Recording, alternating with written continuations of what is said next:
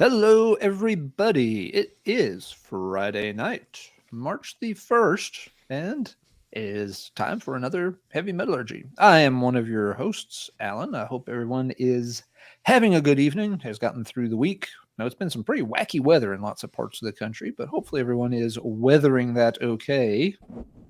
I'm sorry, I didn't mean for that to happen. Sometimes the dad jokes just You slip did. out. You totally did. Oops. But yeah, hopefully everyone's had a great week and is ready to sit back, relax, have some fun, and talk some heavy metal with me and, of course, with my ever-present co-host Marty. Marty, sir, how are you doing this week? You know what? Been a busy week. I'm still a little sleepy after the theater tragedy stream that we did a couple nights ago. Maybe a little downtrodden and forlorn, and but all that good stuff, all those adjectives. But I'm doing good. Good week, busy week, productive week. Lots of stuff going on. The label stuff. We got a couple pre-orders up. Everybody. The second pressing of the Rhyme of Memory by Panopticon is on the way from the plant. Same packaging, just different variant. Black ice with white splatter. Nice. Roads to the North 10-year anniversary is still up. I think that's getting close to being done as well. So lots of stuff going on. Thanks for all the support. People have been buying stuff. Appreciate you. And here too, been selling a few Sex Condor shirts. I see Frosty's out on a hot date wearing his putting his ambitions on his sleeves his shirt. So we'll see what happens. You don't wear the Sex Condor, you become the Sex Condor, Frosty, just so you know. That's the key. But no, it's good. Good to be here always. Good to wrap up the week. It's always weird whenever I can't for some reason be here, show or whatever. I'm so used to this being a thing, and yeah, for sure. Yep, lots of folks falling into the chat. James, thank you for the compliment. Sunday, good to see you. Tim, now Frosty's out tonight, so you're you're kind of lead anchor there in the chat for us tonight, Tim, as always. Mr. Lundo, good to see you. Wade, hello. Wilson, James, Aaron, lots of familiar faces in the chat. Couple of new ones too. So if you're new, thanks for checking us out. Hope you enjoy the show. Have a good time. We're all just here to talk about heavy metal in its many different forms, which we all know and love. But we've got a really cool guest returning for the first time in many a month. We didn't realize it had been this long until he pointed it out. So, Marty, let's bring him on out here. Jimmy from Future Ruins, welcome back, sir. So good to see that you haven't fallen off a mountain or eaten by a moose or a bear or, killed by a hobo. I mean, it could happen. You're out in these uncharted parts, unsupervised, It's good you're back. Thank you for joining us. How have you been? You are alive and not digested by some feral creature, so that's pretty good. Yep, a lot can happen out there for sure. It's great to see you fellas again. It's been a little while, so yeah, man, I'm just stoked to be back on. Thanks for inviting me back again, guys. Always fun to have you on. You got a new episode out. You might want to plug that real quick. And again, the link to Future Ruins is in the description. Please go check out Jimmy's show. He's well, you tell us. What do you do? For those that are just maybe tuned in, we got a lot of new subscribers. Someone maybe has never heard of your channel. What's going on over at Future Ruins? Yeah, sure. Well, I mean, it's basically just going out and doing outdoor adventure style stuff and kind of tying in the music and the metal to, I've always said before that both of these things are very closely connected in my world. And, when I go out and hike and, climb, backpack, do things like that, music is a really big part of the whole experience. So, the whole goal for me and the hiking videos is to, kind of relay that experience. And it's sort of a take you along on an adventure style kind of thing. And, hopefully that you feel like you're kind of part of the adventure. And I try to do something a little bit different every time, whether it's climbing a mountain or this most recent one is camping out in very cold weather. I actually did this shoot 2 weeks ago, and I had a 4-day weekend, and I had a lot of time on my hands, and I went and scouted out a couple of different locations. You'll see the videos a little bit longer than I usually make them. I try to keep them fairly short just to not get overbearing. I mean, the idea with hiking videos is, like the way I like to use them is it's kind of something you can wind down the evening with and, kind of just something to sort of start falling asleep to. But not to say that it's should be boring in that sense, but it's just if you're watching a gritty television show or something like that before you're going to bed, at least you have something to kind of lull you down.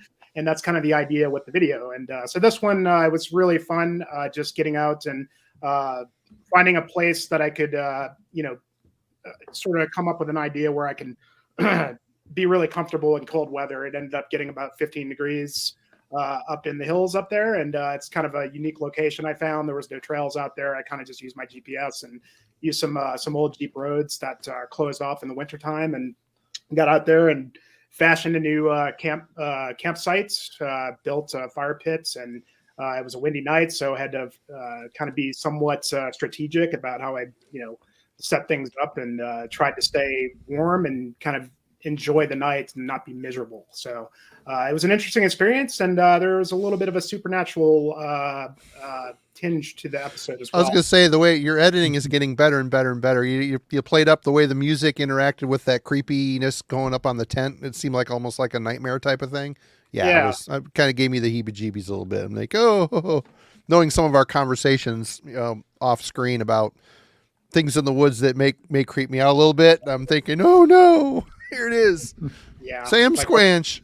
What's going to happen? Yeah. It could be anything, hey, I mean, it's not really, something I want to focus on my channel, but, I'm all about the idea of tapping into the spirits and whatnot. And if, something a little strange happens, or you have kind of an uncanny experience, it's kind of worth relaying, it's all a part of it. So, hopefully anybody that goes and watches it, I hope you do. I put a lot of work into it, and I think it kind of reflects kind of where my channel is going to be going this coming year. I'm going to have a lot more time on my hands with, just a lot more time off with the new job, and hopefully going to be shooting a lot more of these type of episodes, and, just want to try and make them engaging and fun as possible. So. Right on. Hey, Patrick, what's going on? Mike Ducey, good to see you. Our one and only Twitch viewer. Other than my son's friends, who I banned a couple weeks ago. But no, everybody, yeah, please go check out Future Ruins. Great stuff, unique. I mean, there's other people that do it as well. Tyler Berg Wanderer, is that his channel name? I can't remember. Yep, there's Alaskan Berg Wanderer. Ryan at Avi Moores. He hasn't really been active lately, and then Sylvain Wandering, great channel. He focuses on like the neo folk music, and he does these sort of like compilation videos. But he's really, if you're into like neo folk music, he's really got a pulse on that stuff. I mean, because there's obviously a whole world of that type of music. And he's kind of delving into metal these days and kind of getting into black metal. So it's a good group, man. But that's the whole idea is, again, it's just, it's our channels are kind of revolve around nature and wilderness kind of stuff, but it's also about the music is a really huge part of it. And it's been really great just connecting with everybody in the community, with you guys and just Rick and all those guys and the Satter Slay crew. And it's we've all just kind of built this huge community of YouTubers that really just is kind of amazing, Totally. Before COVID, I mean, everybody was kind of doing stuff, but it just like kind of brought everybody together, and it's been a lot of fun, Has been a lot of fun for sure. Indeed. Tonight, Jimmy picked a topic for us to talk about. Why don't you tell us what we're talking about tonight, Jimmy? Yeah. So I figured, in looking at your guys' previous shows, I was trying to come up with some things that hadn't been done yet. And I know that you guys have kind of brought up this sort of topic before, and I don't know if we've ever actually focused on taking albums and looking at things that maybe we didn't really like very much at first, but over time grew on us. Whether, maybe you were younger and you were checking out a band and you thought it sucked, and then maybe you grew up a little bit and your tastes changed and you went back to the record because your friends were telling you you're missing out. Like, what the hell are you thinking? And then you go back to it and then you're like, wow, what was I thinking? I was wrong. It's easy to like kind of pass over things sometimes, especially in this day and age where there's just so much music to listen to. Way too much. It's just, you can listen to a track and kind of be turned off pretty quickly and not really realize that there might be a lot more to the record, or maybe you just didn't give it the time that it was needed. And there are a lot of records. I think a lot of the ones that I picked tonight are things that kind of not necessarily, there's a couple in there that I had to kind of grow and develop my taste a bit before I could go to, but also some things that there are albums that don't instantly capture you, the first time you listen. They take some some time, and a lot of times I find those are the best records is when you have to really invest the time into it, and and not instantly be gratified. And it's so easy to be instantly gratified by music these days. So I thought that was a cool idea for a topic. Absolutely, and fun, and it was a little harder to pick for than I thought of, because a lot of this stuff I think I've talked about. So I don't know how many surprises are going to be. What about you, Alan? What do you think? Yeah, very good idea for a topic. And yeah, Jimmy's right. We've every now and then in talking about albums, we've mentioned that this is one that took some getting used to, but we double checked, and yeah, we never really have used it as a topic, and I think it's a really good one. So should be some good stories. And Jimmy makes a really good point that it is, I think, harder these days to give albums a chance to grow on you, because as he said, it's so easy to just move on to the next thing. It's like, I played this once, it's okay, let's see what's next. YouTube will just keep feeding you albums, Spotify will just keep feeding you albums. You don't have to wait until next month when you've saved up another $18 by not eating lunch at school to go out to the big city and buy 2 cassette tapes to hold you for the next month, like we, or at least some of us, had to as kids. Not that I'm bitter about it. Yep. Yeah, back then you had to give things time because there was more time between purchases. Now purchasing is almost a quaint thing. So it's like I can listen to anything I want to almost for free. So yeah, it's real easy just to start burning through albums and not give them a whole lot of attention. But sometimes your more rewarding experiences are when you sink the time and effort in, an album finally clicks, and you realize, oh, okay, yeah, I get this now. Maybe I wasn't ready for it the first time, like Jimmy said, or my expectations were all wrong, and I kind of had to recalibrate it in my brain to understand what they are doing and quit focusing on what they're not doing, because I just had the wrong idea for this album. So yeah, it's a cool topic, and you can find a lot of cool music this way, but it does take patience. It does take some time, a little bit of perseverance. You can't just you can't expect everything to click within the first 3 songs of the first listen. And if it does, if it's instant click, I mean, it usually is something that isn't going to have a lot of staying power as you move forward. It's that quick fix. But I mean, this album we just covered Wednesday is a prime example. It took me 3 or 4 times to even get through that record. I was cursing Kellen's name left and right, like, oh my God, what did he pick this for? But having to persevere, and I listened to that thing 6 to 10 times. I end up kind of liking it. I don't say I love the record. It's a flawed album, but I get it. I get what they're trying to do, and there's a nostalgia about it. So yeah, I mean, you just got to work for it. What do you think, Jimmy? Yeah, I think so. I mean, there's a lot of times where I've had records where it was like, I wasn't like instantly turned off. It was more just like, man, I just don't even know what to think about this, or just like, I was kind of just like, meh. I mean, like, I didn't really have an opinion. And I think that's kind of a flag for me a lot of times going forward, is that if I don't really have an opinion, that it's probably something worth, or if I just kind of didn't really have anything, it's probably worth revisiting. And then there's other things that, like I said, I mean, your tastes change over time. I mean, maturity is a big thing too. Yeah, absolutely. Yeah. And I mean, there's certain things I listen to now that I would not have gotten into 20 years ago at all. And some of those are going to be in here. So yeah. Mm-hmm. And then sometimes, there are bands that like are revered and you are not into them, and your friends are telling you got to keep trying over and over again. And it never does click, and that's okay too. It's just but it is worth investing the time to make sure, and I'll kind of expand on that on it. There's a band a little later, but I find that it happens a lot, and it's a testament to being a fan, is that you do have to invest time, to really find the gems. Mm-hmm. Right. Well, without further ado, Jimmy, you're the guest. Why don't you get this show on the road? All right. Well, I'm going to go way back. And so for our first pick here, I decided to go with Suffocation's Breeding the Spawn. And this is Suffocation's second record. And when this came out for me, I was pretty young when I got into Suffocation. I was in like 9th grade when I got into death metal, and I was starting to hear things like Carcass and Death and Cannibal Corpse and all these things. And Suffocation's Effigy of the Forgotten absolutely captivated me. But more so than anything that I had heard. It just was so special of a record that still to this day is just an absolute classic death metal record. And just coming out with a bang with their debut, this band comes back out a couple years later with the follow-up Breeding the Spawn. And I remember going to the record store, and in those days it was cassettes, and I went to go pick up Breeding the Spawn on the cassette, and the guys at the Camelot or whatever it was were telling me, I think you're going to be disappointed in this one. And I said I didn't understand why. They said it just sucks. And I was like, really? So I took it home, and the sound isn't great. Yeah. And so, I mean, everybody knows, I mean, so the production is pretty weak on this album. And I don't know what happened. I mean, they went from more sound and chose something else. And it's just a really thin production. And I think immediately at the time I listened to a song and I just turned it off because I wanted Effigy of the Forgotten. And it sounded completely different than that record. Even Frank's vocals sound completely different.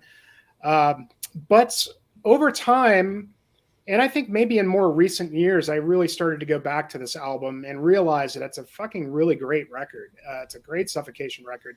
It's quite different than Effigy of the Forgotten in that, maybe they focused a lot more on technicality, whereas it was more, memorable type of songs on Effigy. But if you go back and you really listen to the album, and you can kind of get past the production, the really thin production. I mean, once you kind of adjust to it a little bit, I actually found that it didn't bother me as much. And I realized that, maybe the production isn't totally awful. I mean, I would say the things I could say that were positive was that I can hear the bass guitar, and the guitars are for the most part pretty audible. And you can really kind of understand everything that's going on. Now, there's very little low end, and the drums sound like absolute mud. I mean, that's probably the worst part of the production on this thing. But once you get past it, man, I mean, this is some of the most scathing technical Suffocation music ever, and being their second record and they would go on to do. And a lot of people obviously thought they corrected it with Pierce from Within in terms of getting the low end back and, getting a lot of the slams back. This is one of those records that if you listen to the whole thing, at least for me, I feel like, God damn, I don't even know what I listened to. I need to listen to it again because there's so much going on in the songs that they're not memorable at all. They really focus. I mean, they do some really crazy shit on this album. Mm-hmm. And of course, if you want to hear the songs, a little bit different interpretation, you can go and, obviously they've taken one song on each subsequent record to re-record off of this. But man, I don't know. I've every time I go back to it, I find new things that I like about it. And production aside, I would rank this very, very highly in Suffocation's discography. And you just got some classic stuff in here. And there's a lot of dual, writing from Doug Cerrito and Terrence Hobbs kind of sharing the duties here. But Beginning of Sorrow, the title track, Marital Decimation, Prelude to Repulsion. I mean, every song on here is a banger. It's fucking really wild stuff. So yeah, man, this one really grew on me, but I hated it at first, and I think a lot of people did as well. But it's an often overlooked gem that I think if you're a Suffocation fan needs to be revisited as much as possible, because if you do, I think you'll find that there's a lot to this that you didn't get the first few times around. Right on. So, mm-hmm. Yeah, very good pick.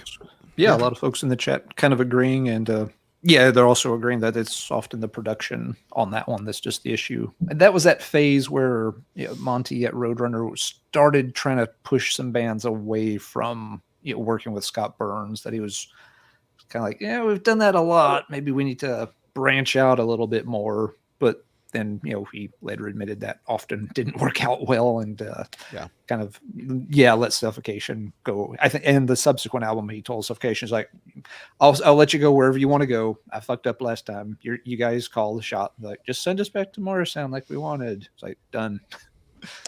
Also, Ian, thank you so much. We appreciate you. Yes, no, you rule. You rule, sir. Thank you. Once again, you're too kind. All right. Alan, what is your first, what are you breaking the seal with? I will start with something that I'll start with this one because it's kind of in Jimmy's wheelhouse. You Aguilar, bastard. the Manto. Really? You're kidding? No. I did not think we'd have any overlaps tonight. Nope. That's all right. Okay, sorry. But yeah, this one, took some getting used to for me. And this wasn't a case where I didn't like it at first. It was more, I wasn't interested in checking it out just because of aesthetics. And then when I did check it out, it just took a while to wrap my head around. When it came out, I had not heard the band's, previous album, Pale Folklore. And this one started getting a lot of chatter. It was getting a lot of hype. You were seeing it in magazines, a lot of people talking about it on the internet. And for whatever reason, this time that kind of hit my contrarian button. I'm like, well, surely if everybody's talking about it that much, it must suck. So I didn't want to check it out. The band name seemed kind of odd. The cover, was, very sort of not metal, just, big moose looking critter there. Jimmy, you're the wildlife expert. This is not a moose, is it? It's elk. It's actually an elk, and it's actually a statue that used to be in the middle of downtown Portland. And okay, so it's not even a live animal. So I'm used to deling with the dead ones. So they made it look like a live one though on the cover. So I'll take a pass on that. But yes, so it's a statue of an elk, not usually what you think of for metal cover imagery. So yeah, I just passed on it. I'm just like, whatever. Yeah. Eventually, I ended up hearing it. I don't even remember how or why. I certainly didn't buy it randomly. Maybe somebody recorded it for me, like on a CDR trade or something.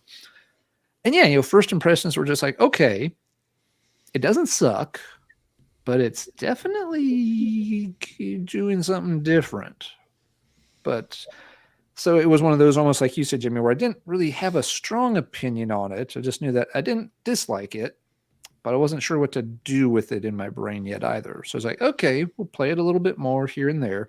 I didn't sit and binge it. I wasn't playing it like 5 times a day, but it was one of those things that kind of ended up like, on my commute for a while. It's like, okay, we'll play it, heading to work each day, play, driving back from campus at night.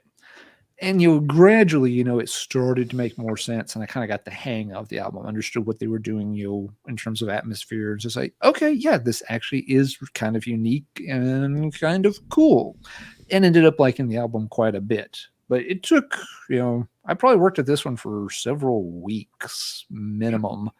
And that was, again, well after the time it had actually come out. It was a while before I finally took a chance on it and gave it some time and effort. But glad I did. I've, ended up enjoying all the bands, everything up until the last studio album. I always forget the name of it. Everybody forgets the name of it. Yeah, the Mantle turned out to be quite a good listen, but not something I could immediately sort out in my head. So figured I would start with that one. And yeah, for me, Marty's thunder in doing so. No, that's okay. We can share on this one because I was a fan of Pale Folklore. I like that record a lot. Oh, okay. They had a little, the Ulverisms. You can tell they listened to a lot of early Ulver, and I got this pretty excited about it. Put it on, and the initial impressions, it's kind of a snooze fest. It's a patient record. You can tell they were listening to a lot of Death in June, the apocalyptic folk or neo folk, I guess you can call it. Just, the steady strum guitar, acoustic guitar, 12-string guitar. It took me a lot of listens because, I right away, I'm like, oh, Death in June, not as good, whatever. But the more I spun it, like you said, Alan, it was kind of a build, and I started hearing it mixed in with the metal. And, since I pinpointed what they were doing so quickly, I kind of discredited it just as quickly instead of really spending time with it. And it was a grower for me for sure. I prefer Pale Folklore and I prefer Ashes Against the Grain to this record still, but I ended up liking it. It took me a minute. And then, of course, the media hype around it, everybody loved it, which also pushes me away too, which is funny because that's what we try to do here is, we're excited about something. We want other people to, when other people are excited about something, I'm like, it probably sucks. Just kind of how I am, which is stupid. But anyway, yeah, good pick for sure. Yeah. Well, it's interesting because, you came at it from a very different place since you were already very familiar with the band. And I had nothing to go on with the band. All right. Well, I'm going back to the teen years a little bit here. This is an album I end up kind of liking. I end up liking this record, but I was super frustrated when it came out. That is Dead Brain Cells Universe, the second Dead Brain Cells record. I love the self-titled debut. Holy crap. What an awesome... My brain wants to say it's a crossover record with hardcore and thrash, but it's just such a hard-driving thrash album with a bit of a hardcore presence. This here, they channeled their fellow countryman Voivod a little bit. They got really weird. They changed the vocal style. Phil. Yep. Phil Decken was the bassist vocalist. He's just kind of a spoken, talked his way through this record, melodiously talked through the record. The music got a little bit more proggy, a little busier, still in the thrash realm, just a little more mid-paced, proggy, weird, spacey, weird, well-considered, but weird lyrics. And again, as Alan mentioned early on in the episode, you only buy a couple tapes a month. You got to make this work. So I listened to this a lot, and I ended up liking it. And there's some really good, cool music on here. It's a unique album, but again, it's an album that doesn't sound anything like the debut, and it was a slow burn for me, for sure. What about you guys? Jimmy, are you familiar with DBC at all? I don't think I've ever heard that. No. Okay. Alan, what about you? I have not heard that one. I've heard the first one, but I don't think I've heard that one. Or if so, I don't remember it. Yeah. Frank Zappa School of Singing. Right. Cool. Jimmy, you're back. All right. This next one is another early one in my sort of trajectory. So I'm going to go with Meshuggah's Chaosphere. And so going back to this album, came out probably 1998, I think. Something like that. I know it was late 90s, early 2000 or something. I had kind of a weird trajectory with metal music. I mean, I was into a lot of death and thrash kind of stuff in high school. And I graduated in 96, and, that was kind of a weird time for metal music. Those mid to late 90s. Kind of went through a period where I just wasn't paying attention to anything. And I end up here and end up getting a copy of like a Nuclear Blast promo that had the song Vanished by Meshuggah from the record Destroy, Erase, Improve. I was absolutely just blown away by that song and ended up buying the record. And Destroy, Erase, Improve, I sort of credit with bringing me back in. And to me, like, at the time I was kind of like looking for musicality in music and, having, been sort of trained in music in high school. And I was always looking for, all the symphonic stuff was always big for me, and just getting back into metal. When I heard the Story Race Improve, I was like, that's it. That's the future. I can't believe that. To me, this is metal making a huge comeback with that album, just being so just sort of forward thinking, but it was just the production of it, the tone of the guitars, the polyrhythms, and the melodic sense that they had on that was just so important for me. So when this dropped, I went, and this is the actual CD. I went and picked it up the day it dropped. In those days, I don't even think we were quite to where we had MP3s, and put it in the CD player. And I was just like, what the fuck is this? It's completely different. So, I wanted Destroy, Erase, Improve. To me, that was the landmark, progression. I wanted to hear, taking that to the next level. And they just completely did a 180. With Chaosphere. They completely, I don't want to say like completely changed their sound, but they just took it to a different place. And this would also inform what they would continue to do from here up until this day. And, at the time I didn't like it. I didn't like it at all. I mean, if you listen to the first song, Concatenation, I mean, it's just like if you're looking for the more melodic and just kind of groove style, I guess before, I mean, that's gone. What remained was, the polyrhythmic sense. And ultimately what I found was that they really did push things forward, because I had to really listen to this a little bit for it to let it to sink in, and eventually became probably one of my favorite Meshuggah records. And since this album, they've been kind of hit or miss for me.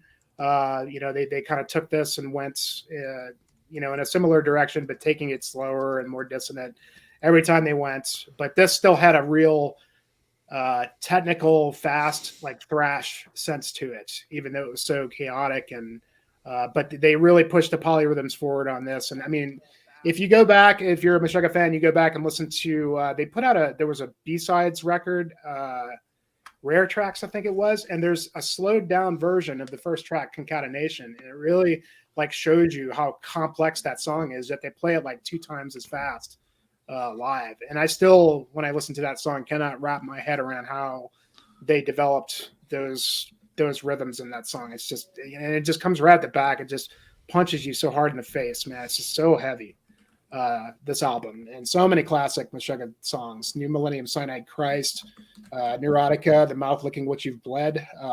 There's just top to bottom classics, Elastic, and since this record, they never really topped it. But it was certainly one of those that really took me a lot to really appreciate. I eventually got to the point where I was like, man, like this album like makes me want to get organized. Like it makes me want to like clean my room, like, because it was just like so perfectly put together, man. It's just like if I needed some motivation, I would put on Chaosphere, because it just would kind of make me get my shit together in a way. So, but great band, I mean, they've kind of really went far out, and they've done some good stuff since then. And I've kind of fallen out of this sort of sound. I mean, they arguably created a certain type of sound with this, but they were on fire in these days, and this record really just grew with me, and it's still to this day. I just find new things to like about it. So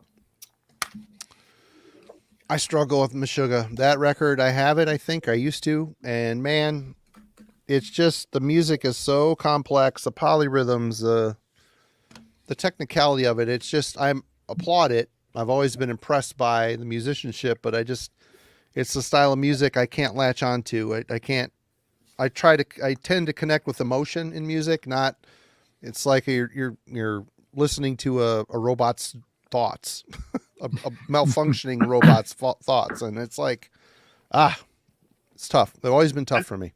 That's a good point. I mean, like, Meshuggah was kind of like a drummer's band. Like if you're a drummer, like you totally love Meshuggah. Yeah. But like there was like, it was, if you were like for me, like those days, I was always looking for like crazy musicality, and I wasn't like, I didn't get like feeling and atmosphere, even though, not to say that doesn't have feeling, but I know what you're saying. It's a different kind of beast to that sort of, sentiment. Right on. Good pick. Mm-hmm. What you got, Alan? Let's see. One, yes, back from the buying cassettes with lunch money days. Had heard about this artist, had read like a magazine article or something. It's like, oh, okay, yeah, I know some of the bands this guy's been in. I should check him out. So next time we got over to the big city, used some of that leftover lunch money to buy the first Danzig album. And I did not like it. I did not like it. You know what? All. I'm the same way. I like it now, but I hated it when it came out. I never liked his voice until sort of recently. Yeah, I didn't mind his voice at all. And this was the first time I heard Danzig sing anything. Like I said, I had read about the guy, but I hadn't heard any of his other projects at this point. But yeah, it was just like, okay, so he's the guy from Misfits and Sam Hain, bands I knew of but hadn't yet heard. So yeah, I got this, and I'm just like, the hell is this? Sounds like a blues album, a heavy blues album, sure, but it was very, very bluesy, not really metal enough for me on first listen. There were 2 exceptions, and if I remember the way the cassette was broken down correctly, I liked the first song on each side, Twist of Cain and Mother. And being a cassette, of course, that made it such a pain in the ass to listen to the 2 songs I wanted to hear, because they're on exactly the wrong places. At the same time, that probably did prompt me to play through more of it rather than trying to fast forward back and forth between the songs. I was like, okay, just play the bloody thing through to get to, the other track. And this was one that it just kind of pieced itself together song by song. I'm pretty sure the 3rd track that I ended up clicking with was Am I Demon? It's like, okay, no, wait, that one's actually good too. Okay, so now there's 3 songs I like. keep playing it a little bit more. And then like, okay, Not of This World isn't so bad. Then She Rides. I ended up liking side A first, and so then it's like, okay, actually, maybe this is A side is good, and then the B side just has Mother. But with time, it just kind of kept going. Now I kind of like the entire album. It's not my favorite in the Danzig catalog, but I would give it high marks. It's just I think Lucifuge and How the Gods Kill are better than this. But yeah, part of it was just I went in blind, didn't know what it was going to sound like, and yeah, I wasn't really prepared for something that was relatively simple, had this strong bluesy element to it. Yeah, I got this in the heyday of thrash, so I was much more used to thinking of stuff like, Annihilator and Exodus, Metallica, Megadeth. And, this is a far, far cry from that. But it got a lot of plays. It worked its way up track by track. And yeah, now all that early Danzig stuff, and even in parts of the later catalog, are stuff that I really enjoy. And they're actually ones I still will go back and play from time to time. These don't just sit on the shelf for years untouched. It's like every now and then I want to pull at least one of them off and give it a few spins. So Danzig's always managed to stay in rotation. But yeah, those first couple of listens, it was just like, man, I went a week without eating for this. Yep. So that's a good pick. Next one. That if I don't own that, but I have a CDR of it, and I've come around on it over the years. I used to hate it. Now I dig it. It's good. Good deal. What's something else that you had trouble digging at first, Marty? This is one of the first things I ever was so butthurt about. I broke and took back to Camelot Music. Voivod's Angel Rat. I bought the tape of it when it came out. So excited. I'm big Voivod fan. And first couple spins, shortwave intro, panorama, very rockin' kind of tune. It just wasn't. There was changes on Nothing Face, but still they kept it bizarre and heavy. This, they embrace the prog thing. Again, I struggle newsflash, I struggle with prog influence. I just do. I can appreciate some prog. I can appreciate some metal and prog and metal, but it's got to be just right. And this here, I hated it. I didn't know what to do. I listened to the tape a couple times. I just was so pissed. I broke the metal thing with the pad in the center and took it back to Camelot and said, this tape's defective, knowing that there wasn't another replacement. The only one I ever did that to again was Force of Equilibrium by Cathedral. I hated that. When I got that, I was pissed again. Why is he singing like that? This is so stupid. And it's grown on me a little bit, but I still don't own it. I don't need it. But this album, it took years and years of just being in my head as this is garbage. My buddy Jeff Wagner from Metal Maniacs, my editor, he was always on me. You need to listen to that again. It's my favorite Voivod album, hands down, no question. And the more he egged me on to get into it, I'd be like, nope. I dug my heels in stubborn Finlander fashion. No, thank you, sir. No, thank you, sir. Well, years later, in fact, I bought this for $6.99 used. It was sitting there at New Moon Records down in town, and I said, you know what? I'll give it another chance, and I'll be damned if it didn't click. Yeah, it's different, but I can see after Dimension Hatros and after Nothing Face that the will to want to try something a little different, a little less complex, a little more rocked out, a little more proggy, embrace that side of their influence. They kind of, the Outer Limits after this, they maintained the prog, but they started to go back to their original sound a little bit. So as a stutter step, it's a good record. And Clouds in My House, great song. The Prow. There's some really good songs on here. Oh, Angel Rat was another one that I struggled with too, but it got better. Well, this is Angel Rat. I was thinking, I read Angel Rat as I said that, but no, I like it now. I hated it when it came out. Very disappointed. Any Voivod fans here, Jimmy? Yeah, I know where Alan stands on them, but yeah, honestly, I was going to bring up, I struggled with Voivod for a long time in general. It took me a long time to come around to this one. That album is so fucking... Which, of course, yeah. Now, this to me, it's their class. I mean, they're greatest as far as the early stuff, and really informs what they're doing now with Chewy. I really feel like they're really kind of taking this and kind of really modernized it to today with what they're doing. But I really struggled with Voivod in general just for a long time. I didn't get it. I tried, and I don't know if it was like the weird melding of punk and metal that threw me off, or if it was the vocal. And that was one of the things, is that I came to love Snake's vocals, and I hated them. Me too. At first. It just took me they're a band that took me getting older to realize how good they are, and to really appreciate what they were doing, because they've got a lot of stuff and they have a lot of different things going on in all their records. I mean, a lot of people have, I find that everybody has their favorite Voivod, and it's always something different. For me, it's the Outer Limits. That's the one that really, it's a great record. Grabbed me. But Jack Luminous and Lost Machine. What a great fucking song. So many good ones on that one. I love the production of it. Love the sound of it. It's just so perfect. But this one, it took, I had to really let this sink in to really appreciate it. And it's one of those records that you can listen to a lot and still be like, fuck, I got to listen to it again, because like, I know that there's so much on, like, if you just kind of like lose your attention span just for a moment, you miss so much, of what's going on that. So, but yeah, they are definitely, some people like you, Marty, probably, was right on it at the time. For me, it took years to really appreciate this band, and I'm going to see them Sunday night. I can't wait. Oh, they're going to be great. Yeah. They're great. Yep. Yeah. I've only seen them one time, years ago with Napalm Death, but this one, I love their new stuff so much. I'm really excited to see them again, but they rule, man. That Prong should be interesting too. I used to have I flirted with that band a bit. I had their early material and end up liking some of them, but they're real repetitive, really stripped down stuff, Are you going to consider that your turn, Jimmy, or do you want to go again, or you just want to? Yeah, I could go again. Right.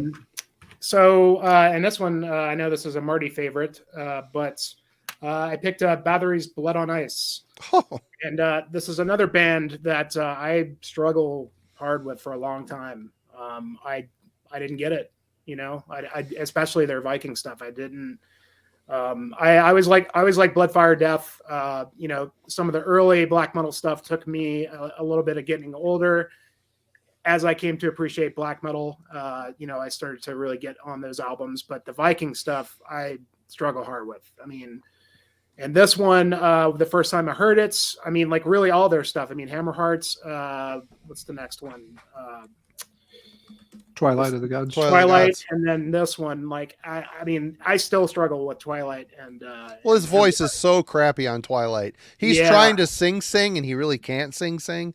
No, that's what killed me, because like I like the songs, and I later eventually started to get into the Viking style, but the vocals just killed it for me all the time, And then this one, we talked about this we did the Voivod, the Bathory deep dive, but.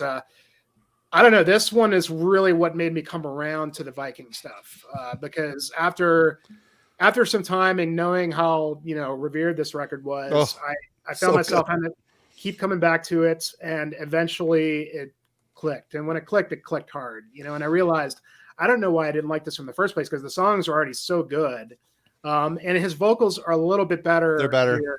Yeah.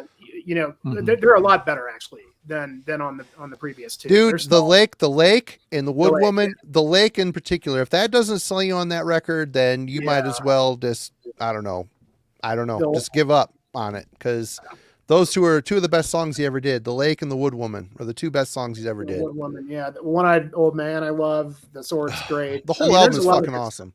Yeah, the songwriting is just this really showcases how good of a songwriter he really is. And I think the earlier ones did as well, but it just like, again, it took me, I finally realized that like, I got to just understand the emotion that's in the vocal, even if it doesn't sound right to me. And I think he really perfected this stuff with the Nordland records, because I think those are some of his best shit. But this, this took a long time for me to really, really come around to. And I always knew like I was obviously missing something. I was just like, maybe it's just not for me, but I like, and I'll talk about like, there's a lot of bands that I love that were influenced by Bathory. And I would often be the guy that was like into all the bands that were influenced by some band that I just could not get into. And a huge example of that is Neurosis. I like so many bands that are that are highly influenced by Neurosis. To this day, I cannot get into them. I've tried so many times over the years, and I've got friends telling me, "Dude, you're missing out on this record." And I just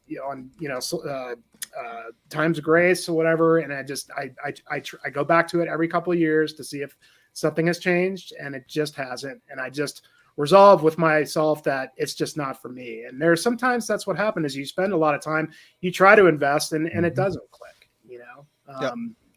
But yeah, when this clicked, it clicked hard. And I would say this is probably my favorite Bathory record next to Nordland 1. And, the Nordland records are just as good as that. I mean, that one's still better, but he went out on such a 1-2 punch, Yeah, Nordland 1, man, that's the one for me.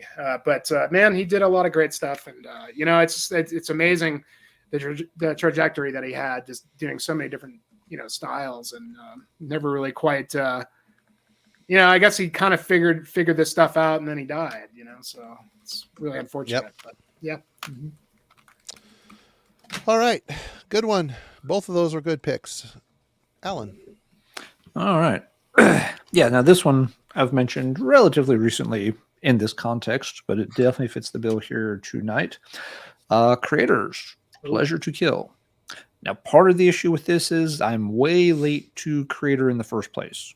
I've heard some songs by Creator here and there on Doomsday News compilations and such, but I just never came across their albums in the wild and never ended up getting their albums tape trading or anything. So really didn't know their catalog and just started picking through it in the past couple of years, thanks to Marty's recommendations. Like Endless Pain a lot. That one clicked with me pretty fast. Like, this is fun. It's raw. It's simple, but that's okay. I don't mind that in German thrash. Got this one. And I was like, it's okay. It's yeah, I guess it's all right. But it was kind of, play it a couple of times. Like, yeah, okay. Set it aside. Bring it back out a month later. Well, it's okay. Play it a couple of times, set it aside. Finally, I guess maybe during the holiday break earlier this winter, gave it a few more spins, and this was kind of the case where it just started to click very fast. It didn't have to build up slowly. It was more like put it in. It's just like, oh, wait, what? Let's play that again. Yeah, okay. Let's play that again. Let's play that again. And it proceeded to be like the only thing I played for several days in a row. So yeah, obviously, great album, part of that, just, huge spade of top-notch things that came out in 1986. It's just, a very tight, vicious thrashing record. It's exactly what you want German thrash metal from the 80s to be. I was trying to remember, looking at the track list, it really at least all the way through like track 6, 7, 8. It's a ways before I get to a song in here that I think is like even, just merely average now. So yeah, a really good one. Just the first few times, it just wouldn't quite turn over in my brain.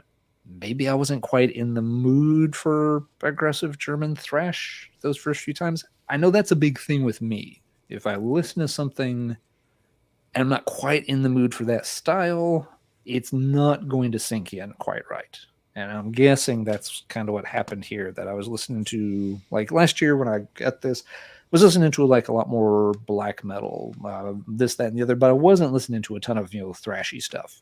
So it was probably just, I got the album at the wrong time and just had to wait to get more in that kind of mood. But when I did, it clicked, and it clicked very fast. And yeah, now it's, it's fantastic. It is fantastic. Yeah. Yeah, absolutely. Maybe their best record, maybe. I mean, Extreme Aggression is a close second for me. Yeah. But I still have a long way to go in their catalog. A lot of albums to check out. But I'm liking more and more of them. Kind of building a little momentum with Creator. But then I get sidetracked with some other band to investigate. And before you know it, it's been 4 months and I haven't picked up another Creator album. So, but we'll get there. One thing I have learned that's kind of pertinent to this conversation.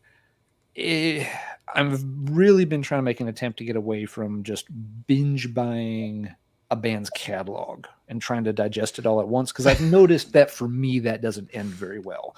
I find like one album I like and the other 5 I don't really pay that much attention to, and maybe eventually I come back to them. But yeah, so bands like Creator and other Blue Austin Nord's another one I've been trying to like work through, but I'm trying to go very slowly. It's like this shit one at a time, give it a fair listen, set it aside, and then move on to the next one when I come across a copy of it, or when it's a slow month and I've got extra money at the end of the month. Okay, then I'll order the next Creator CD. Rather than I could go buy 10 Creator albums tonight, but I'll play 1 or 2 in detail. The other 8 I'll just zip through to see what they sound like, and yeah, it's not as good a listening experience for me anymore to do it that way. Used to, yeah, I could get away with that more. Lately, it's just not the way I want to tackle things. So I'm working on Creator and finding some good ones as I do. Good one. Okay. I love this band's debut a lot. I thought of all of the death metal coming out during this time, for being a Norwegian band, being so close proximity to Sweden, they had their own sound, their own style. It was dark, evil. There's some cool twists in the music, cool vocals. So that was Soulside Journey. I love that record. And I bought it when it came out on tape, loved it. Thrilled to find this on tape at Camelot when it came out. Bought it, looking at it, and I'm like, this looks a little different than Soulside Journey. And I'm looking at the, I didn't have the pictures on the back. It was a tape. I'm like, well, I'm buying it. It's Dark Throne. Absolutely. Oh man, this is like another one of those Voivod Angel Rat moments where I was offended at what I was hearing. I wasn't let down. I was pissed. I was offended. And, what the hell is happening? Where's the production values? Where are the songs? Is this a demo? And I'm like, trying to read the insert. I'm like, is this a demo? Because that would make sense. Wasn't a demo. Well, I put the tape on the shelf and I've revisited it, 4 or 5 months later. And then I started to realize, okay, I'm getting a Bathory vibe. I'm hearing the Celtic Frost in there. It was one of those situations where I kept spinning it and spinning it and spinning it, and end up liking it. I'm like, this isn't the same band. Something must have changed inside. Didn't really understand that, the whole black metal movement at this time when I bought this. I knew nothing about that shit. I was wanting more. I was wanting Soulside Journey Part 2. But, yeah, I mean, obviously this thing caught fire for me and ended up being a favorite for sure. But still, my favorite Dark Throne Soulside Journey always will be. I love the black metal era. You know what? We're just going to do this now because I have a twofer. Later on, I bought this thing. This is the OG press as well. This, I got it. I understood what they're trying to do, but 2 riff maximum per song, repetitive. I pretty much hated this when I first got it. I spent $25 for this, the Made in England sticker, which in a record shop meant they're going to charge you starting at $25. Yep. But I bought it anyway, and man, I was so pissed. It was just, I liked the song Transylvanian Hunger. It was cold, relentless, very cool. But as the album went on, it was just 2 riff maximum, 2 or 3 riffs per song, too repetitive. But it was the song, I think, I'm not even going to try to say it. I think it's the 4th song where it starts off with a cool little drum. Dun, dun, dun, dun, dun, dun, dun, dun, dun, dun, dun, that song. That I end up loving that song. So that opened this album up for the rest of it opened it up for me. So I end up liking this one a lot as well, but it took a lot of time and working at it to get there. It's just too simplistic. But now I get it. Now I like it. Now I think it's awesome, The dedication to playing as bare minimum as possible. Kind of a cool technique in a world of people that are trying to be Meshuggah or, who knows, super technical stuff. All right, Jimmy, you're back. Yeah, I almost pulled those as well. It took me a long time to get those Yep. early Dark Throne records, and it kind of like building on what you were saying earlier when I pulled Meshuggah was that it took me a while to realize, oh, this is about the feeling. It's not that you don't, I didn't dig it because I didn't feel like there was musicality. I thought it sucked. I thought it was just crap, but I didn't realize that's what it was all about, was the vibe and the sheer just, atmosphere, for lack of a better term, and that's kind of what it took for me to realize what was, those were later day records for me as well, Yep. and even Blaze is, I find Transylvanian to be a lot easier to digest than Blaze, but they're still, I would definitely agree with you. I mean, it took some time for me, but okay. So this next one I don't have a physical copy of, but this is one that, man, I really just, I knew that this was good, and it's a difficult record. I'm curious to see what you guys think as well. I don't have a physical copy, but that would be Disembowelment's Transcendence into the Peripheral. I love that record. And Yeah. This album, like, was another one that I just thought was, I don't know, like, I mean, it was one of those ones, like, if you put the first song on for like a couple minutes, you're not going to get it. Like, you have It's arty in all the right ways, though. I mean, a lot of bands do the artsy fartsy shit, and it's kind of like over your head. That, for some reason, that just clicked for me. I don't know why. Makes no sense.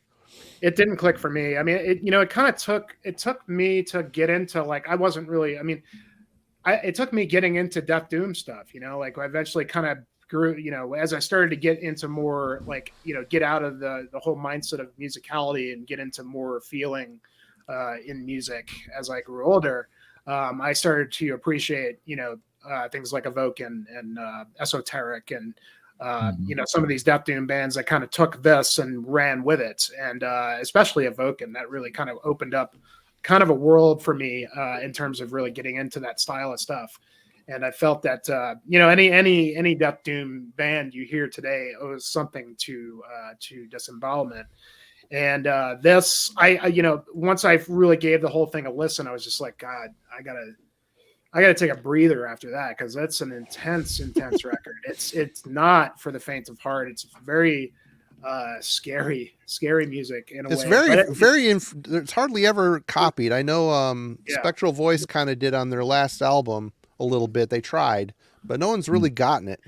Yeah, I think they all kind of try, because you can kind of see it, because it's just like the vocals are just so like, I mean, they're borderline scary, and we listen to a lot of metal with a lot of, death growls and shrieks and all these things, but this is the most effective use of death, just shrieking death vocals that really, like, just actually scare the shit out of me.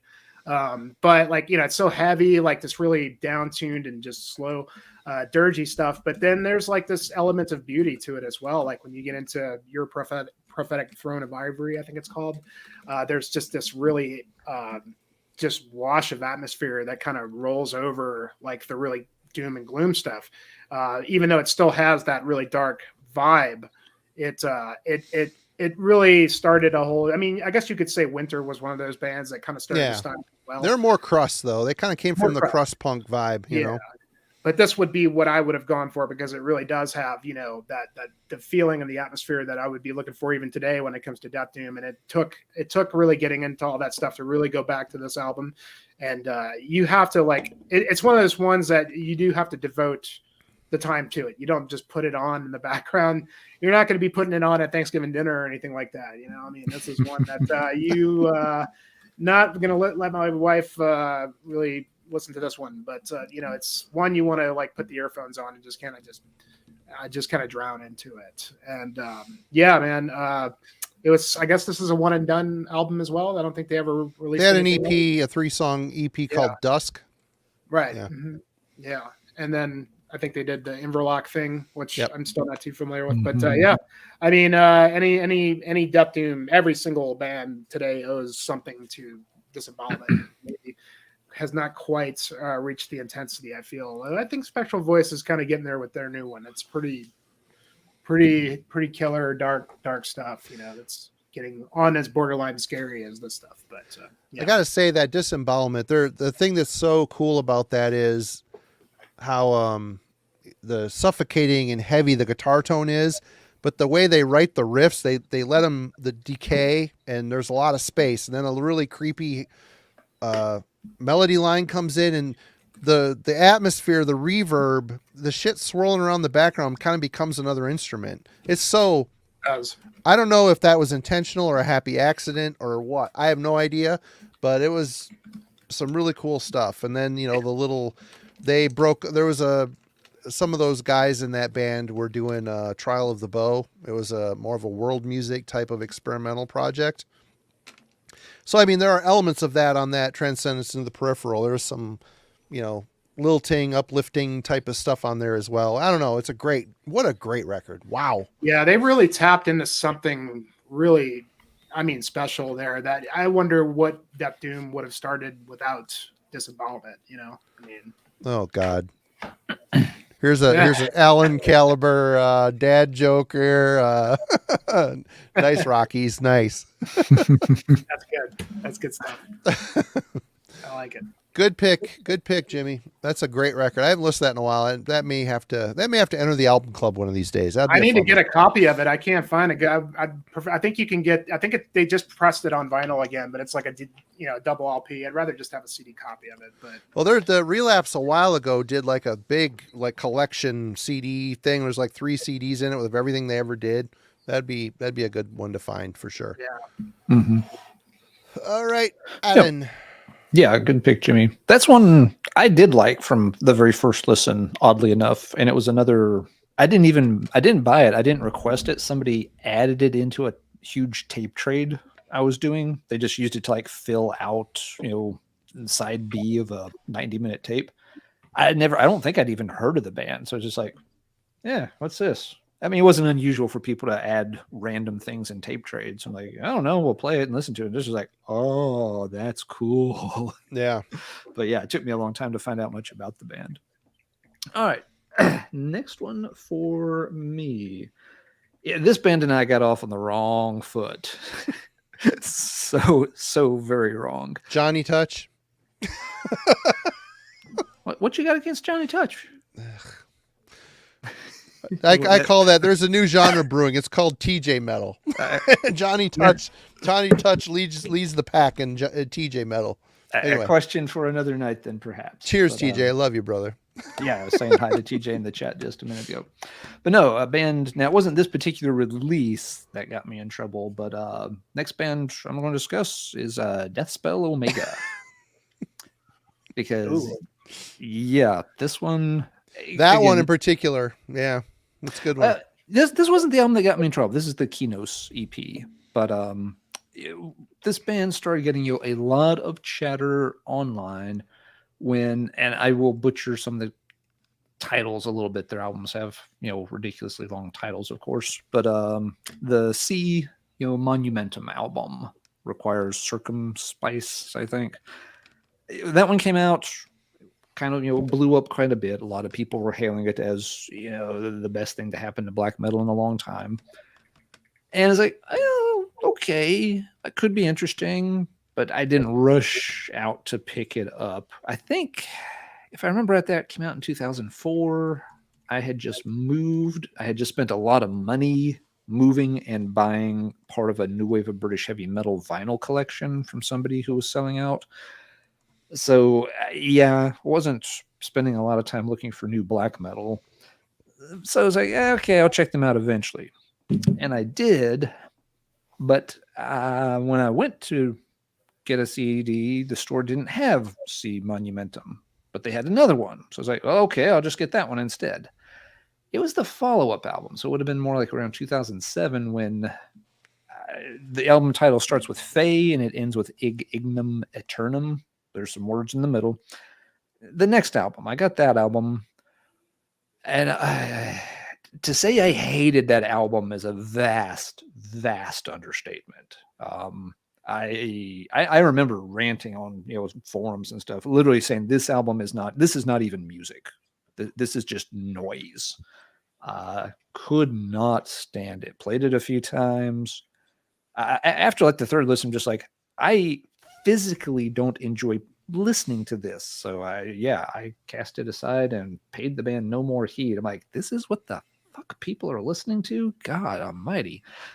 There's so much, there's nothing to listen to here. This is horrid. Eventually, for some reason, I ended up hearing the C Monumentum album finally. I don't know if I just, had $15 to kill, bought it used. I literally don't know how I came into it. Got that one, and I remember playing, I was like, I'm going to give this one chance. And if it sucks, I'm just throwing it away or taking it back and trading it in or something. But I put that one in and played it. It's just like, oh, okay. That's dense, but not bad. And, worked with that one for a while. And I kind of got the hang of it. So, I picked up a few of the others, like, this EP was recommended pretty highly. It's like, okay, yeah, that's also not bad. They're never going to be my favorite band.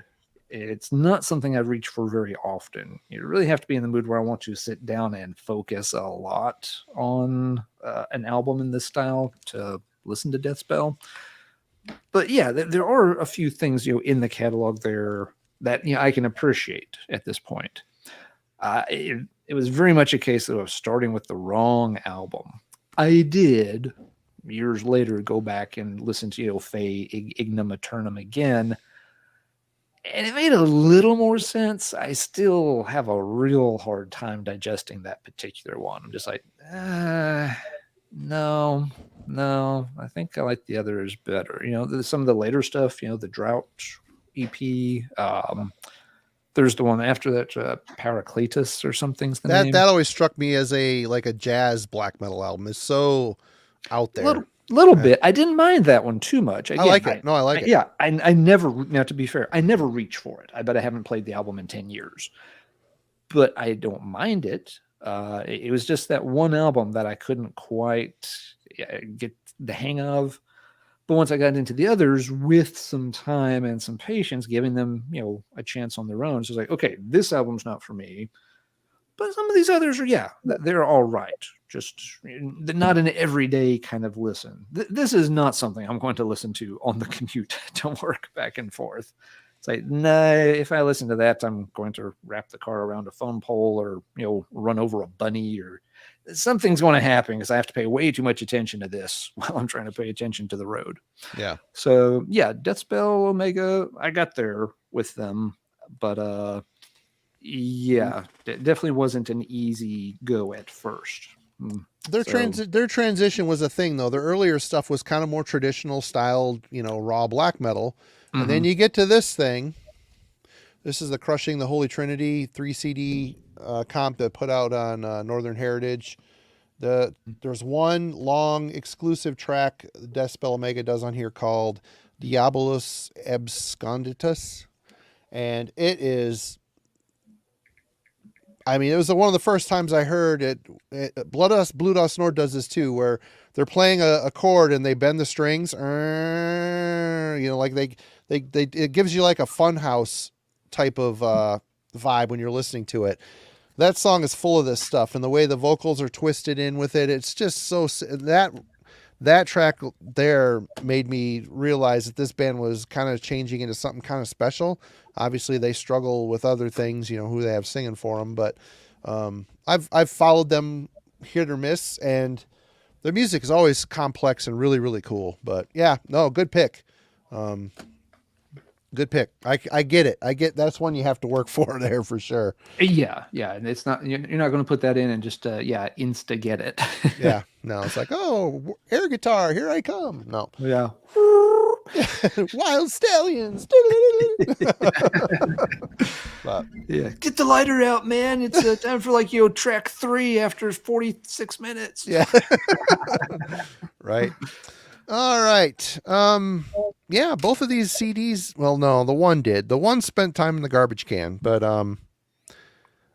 I struggled initially with both of these records by Paradise Lost, Draconian Times and 1 Second. 1 Second, when the promo came, this CD, as a matter of fact, I started listening to it, took it out, put it in the case, and threw it in the garbage can. I couldn't save had a sticker on it, so I couldn't save the jewel case. So the whole thing just went in the garbage can. It lived there for about a half hour and realized I had to review it. But I ended up loving both of these records, and I'm a big Gothic fan. The first, I like Lost Paradise. That's great. Gothic is, for me, their best. But we'll start with this one. This one here. There's some Metallica-isms. The way Nick Holmes is singing, he's doing the... He's doing Hetfield on that. Yeah, he's going some Hetfield on here. But, man, the melody, there's like this mournful melody that's spun throughout this whole entire album that is so infectious, well written. There's a pop, like a goth pop sensibility woven in to this. And they did it right. They didn't go Theater of Tragedy on here. They didn't try to be 100% gothic with this very minimal pedestrian riffs. There's actually really good songs here. This, they took it even a little more gothic and a little more synth poppy, but there's still some guitars on here, but it's just it's very poppy, very poppy. But again, the songs are so freaking catchy. You know, that pop, you got that pop aesthetic. Nick is doing a little bit less of the James Hetfield and just singing well. He's singing really well on this record. Yep, this is one. I'm glad I didn't toss this, because this is where I dropped off of this band. They went fully electronic at one point, but yeah, this, for the longest time until they started growling again. Faith unites us, Faith divides us, death unites us. Yeah, that was the first album I bought of their, because they're starting to get some death vocals and some of the old Spirit back in. So I've been kind of keeping track of them up to there. But here's my jumping off point, but it's a good one. It's, poppy goodness, but it was a grower for sure. Yeah. And you're right. The change in vocal delivery really helps make that album. If he was still trying to, channel his inner Hetfield on that album, I'm not sure it would have worked. Yeah. But he really backs off that. He goes for that, smoother delivery. It fits with the gothic tone better. Yep. It fits with the electronic tone of the album better too. Absolutely. Yeah. So yeah, really, it's a cool album. And yeah, I think everybody almost had that same initial reaction of just like, whoa. But, yeah, folks have come around on it. Right. Oh, Ryan. The recent one was really good. Obsidian. They found I have not heard that one. I haven't heard that one. Oh man, yet. Go get that one, dude. It's really good. Really? I think I may actually have that ordered. I ordered a couple of used Paradise Lost CDs. Somebody had them really cheap, but It's I don't a nice remember balance. which ones. Like they, he, especially with Nick, man, he's got the death growls and he's got some really good cleans on there too, man. It's just good melodies, just good songs, Yeah. Good songwriting.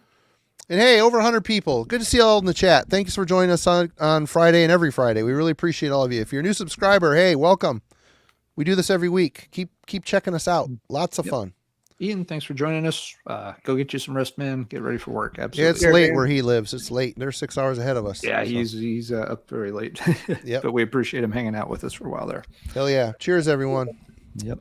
So, Jimmy, you got another one ready to go? Yeah, so this one actually just came up in the comments, so I may as well get it out of the way. But that would be Gorguts Obscura. I don't know if I've gotten into that album yet. Yeah. No. Yeah. It's tough. It's a bludgeoning. Yeah, it is. Well, for me, the Erosion of Sanity is probably one of my favorite death metal records of all time. I think it's cool. Sort of like overlooked a lot in those classic death metal records, and for me, that's the one. And I loved that record. Everything about it. It had a bit of the just the straight death metal, but groove, kind of maybe a bit of the Suffocation groove, and it had started to hint at a bit of the weirdness that they would later come to, and had an absolutely amazing drum performance on Erosion of Sanity with a guy that disappeared and completely just underrated. And then they basically disappeared for 3 or 4 years and came back out with Obscura.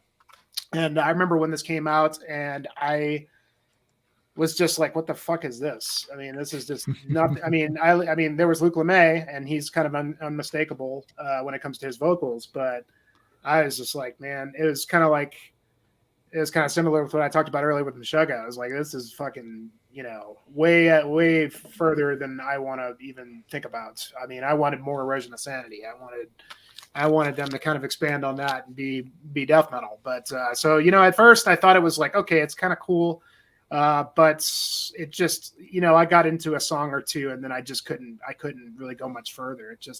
It was way too dissonant for me, way too just angular and just weird. I wanted musicality, like I've talked about, and it just did not jive, and it took a long time, I think. I mean, it was right off the bat when this came out. I mean, I remember even Metal Maniacs did a write up on it, Marty. I don't remember who did. I think there was an interview with the band. I don't remember who did it, but I don't either. It might have been Jeff or Zoller or one of those guys. Yeah, I don't think it was Zoller. It could have been. It was probably Jeff.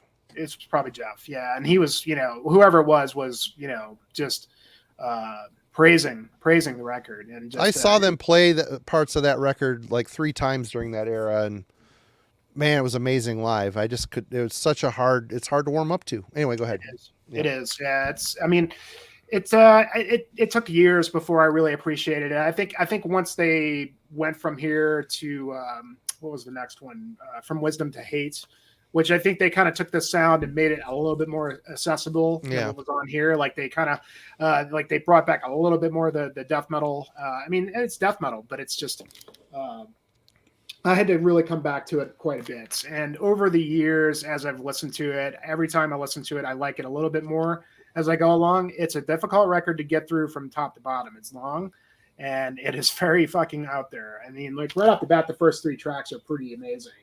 And then it just it just devolves from there. I mean, but, it's got a lot of, you got to just wonder how the hell did they write all this shit? It's just like, and I love the fact that they've really taken the sound and like, especially with Colored Sands, and really, that's a great album. Well written.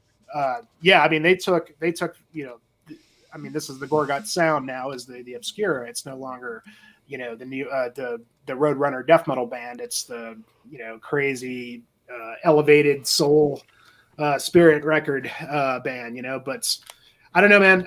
It grew on me over time, and it's you can't deny that. I mean, this was very a unique take on the genre that really kind of elevated these guys into kind of like elite status. Because if they would, and I think if they would have done another Erosion or considered dead, they probably wouldn't have really had the impact that they had putting out Obscura. And so, yeah, man, I mean, it's not an easy record by any means, but I mean, I just feel like like I talked about musicality. I mean, there's an extreme amount of musicality going on in here. You just have to really, it's another one you have to really sit down and just kind of, just let it sink in a bit. I mean, yeah, man, it's a great record, man, for sure. But why the hell they changed their logo? I mean, that logo is fine and dandy, but man, their original logo was killer. You could read it; it was legible. It had flow, style. It would look good on top of that record. Yeah, I liked the original logo. This was actually this is a repress, so like the original press had a bit different logo. Yeah, it wasn't the same. Yeah, this is what they used for From Wisdom to Hate, and I think they continued to use this, so they put it on this. That's right. Yeah, Gavin, Steve. I mean, Steve Hurdle. He was the guy that really kind of helped Luke, realize this sort of vision. I remember Luke talked about he didn't want to, pick fast, the typical death metal style. It had to be completely unconventional, and sort of a jazz style approach, So, but yeah, Jeff has got like a 3-hour-long interview with Luke LeMay over on Gas Masks and Hand Grenades. Go check it out. It's a really good, really good interview. So go check that out for sure. Awesome. Yeah. All right, sir. Professor, sir. What you got? I've got an album that the first time I heard it, I disliked it so much I immediately sold it. And about 2 months later, I immediately rebought it. Mm-hmm. So yeah, what did we talk about earlier about being a little patient, not jumping to conclusions? Yeah. Oh well, I rage quit on Rage for Order. And I cannot for the life of me tell you why. It's a good record. It's probably my favorite Queensryche album. If you ask me, it's certainly my knee-jerk answer. Maybe if I sit and think about it really hard, something edges it out. But yeah, I love it to death. I knew that I'd had the band's EP. I knew Operation Mindcrime, knew Empire, and I had just never filled in those other 2 albums in between. So I got this in the Warning at about the same time, and for whatever reason, this album it went in one ear, out the other. I'm just like, well, there's nothing to that. And I was selling some stuff on eBay anyway, so just like put it in the lot of CDs, and off it went. I did have sense enough to record it onto a 90-minute tape, before I sold it. I think I actually got rid of the Warning too, now that I'm thinking of it. So I had problems. But so I recorded them, put them on a tape in case I ever wanted to check them out again. A month or so later, I checked them out again and realized I had made a terrible, terrible mistake, and had to revisit some of my life choices and rebuy them.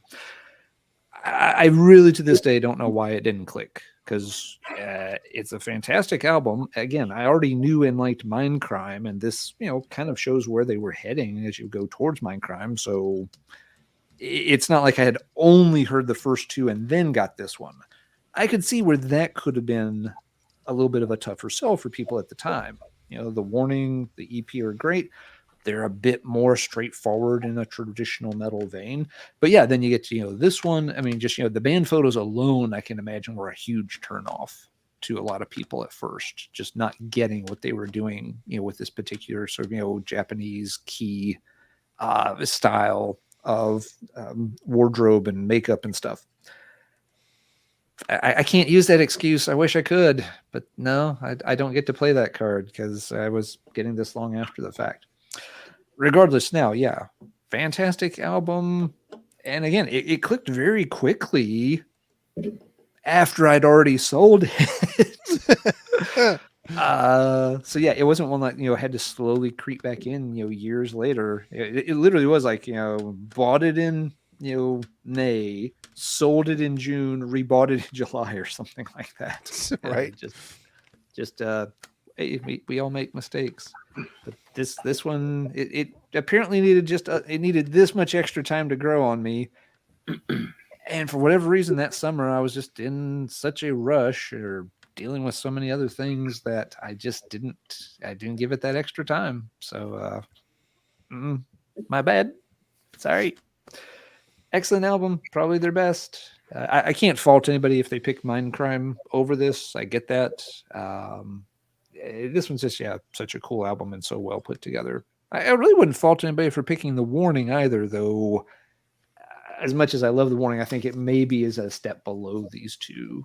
But fantastic album. Every time I play it, I'm still impressed by how good the Warning is also. After that, Queensrÿche gets a bit more hit or miss for a while. And I still haven't really checked out any of their newer era stuff, although people have been telling me it's quite good. I was actually looking at some of the CDs today at a store, but they didn't have, it turned out they weren't the right ones. So it's like, yep, those apparently are the ones you don't want to buy. So I'm still looking for some of that. But yeah, Rage for Order. Glad I made that cassette copy and played it again, even though it did cost me another $10. I saw them live with Priest about a year or 2 ago, and I had never paid attention to anything they did with Latour, and Latour was fucking awesome. He's great. I have one or 2 of his records with them, and he's good. It's good. Mm-hmm. I haven't avoided them. I'm not coming across them. I keep coming across stuff like, Q2K and stuff, there where, Tate and company were definitely not really doing anything very heavy at that point. And I just, they drifted a little too far away from their core sound for me by the time you got to some of those albums. But yeah, I'll get some of those new ones. They just gotta, when they cross my path for the right price, I'll check them out. All right. Well, we're going to get into the fact that sometimes it just takes a little time to, and getting over yourself a little bit to realize that it's okay to have fun listening to metal and embracing a style that you always turn your nose up at. And we'll start with Man of War. Man, you know what's coming. Hated this band forever for obvious reasons. I mean, the mysteries that lie behind Joey DeMaio's loincloth is, tantalizing for sure. But Yeah, I just never. I always thought I saw the Blow Your Speakers video on MTV. I'm like, wow, this is hot garbage. This is cheesy bullshit. Mm. My buddy, That would be a tough place to start if that's your yeah, introduction. That's fair. Jeff Wagner again, Metal Maniacs, Radical Research podcast. He made me a comp tape of all the best Manowar songs, and I listened to that quite a bit. I'd laugh at a lot of it. And it wasn't until I saw these guys, Metal Maniacs paid for me to go down and cover the first ever New England Metal and Hardcore Festival where Manowar was headlining one of the nights. Man, I listened to that tape just enough to hear some of these songs played live. And it was a packed theater. They were amazing. It was like a come to Jesus experience. Yeah, after that, I found myself getting home from that trip and finding all I could by Manowar. And like I said, yep, Gloves of Metal. Absolutely. I struggle with that too. Yep, after seeing them, my eyes were opened and I went back and devoured that mixtape that Jeff made for me again with a newfound enthusiasm to actually process it and realize that, it's not underground bedroom warrior with a drum machine black metal. It's not brutal death metal from Finland. But I like it. It's fun. It's okay for me to enjoy myself when I listen to this stuff. So yeah, I ended up devouring all I could by these guys. And of course now they're a favorite, yeah. You just have to ask yourself, how much cheese can you process and be okay with? Well, the older I get, my processing of cheese is quite substantial because I'm into it. Between this and straight up power metal, I'm fine with it. It's a good mood changer. The talent's amazing, and the singers are impressive. The soloists are impressive. Everything about power metal and heavy metal it's worth turning your thought process around and getting out of the swamp that is the cult aesthetic and embracing fun heavy metal for sure. But yeah, Manowar, it was a tough sell for me, but it took seeing the band live. I saw them years later playing in front of 15 people in Detroit at St. Andrews Hall with Immortal, 15, 20, 30 people max. And they phoned it in. They played for 40 minutes. They each did a solo. Their intro went on too long. They were just warming up for the European tours. But seeing them in a packed house, they bring a different enthusiasm to playing when they're playing in front of a big crowd. So anyway, yeah, I'm a fan, and it took me a while to get there. How about you, Jim? You got to have some cheese, man. You got to have some cheese to balance out the cult, man. It's just, it's some shit. You start to get too serious, man. You start taking things too seriously, and you got to take a step back and just, put on some fucking Sonata Arctica or some shit. Just fucking let it flow. I like that mood change as well. Yep. Yeah, the thing with cheese too, you touched on it there, Marty. Cheese can work. You do have to have the talent to back it up and pull it off, though. Oh yeah. If you're merely average or a little subpar, the cheese will actually sink you really fast. But Manowar obviously had the chops to get away with that kind of thing and make it big and fun and believable, because they're also blowing you away with really good songs and really good performances. So yeah, the right bands can do that. The wrong bands, it just won't work.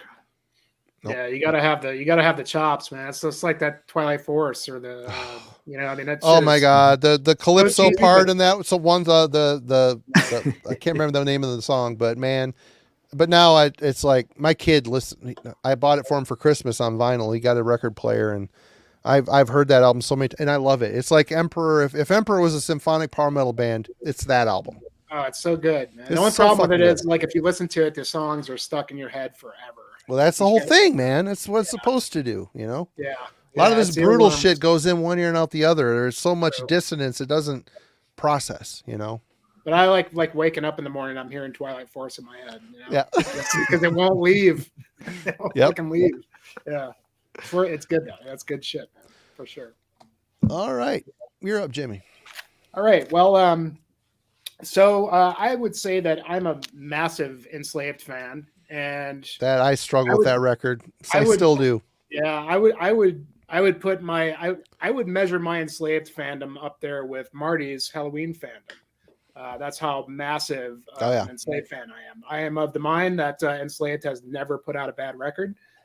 Pretty much every single record I at least like a lot, or just absolutely some of my favorite records of all time.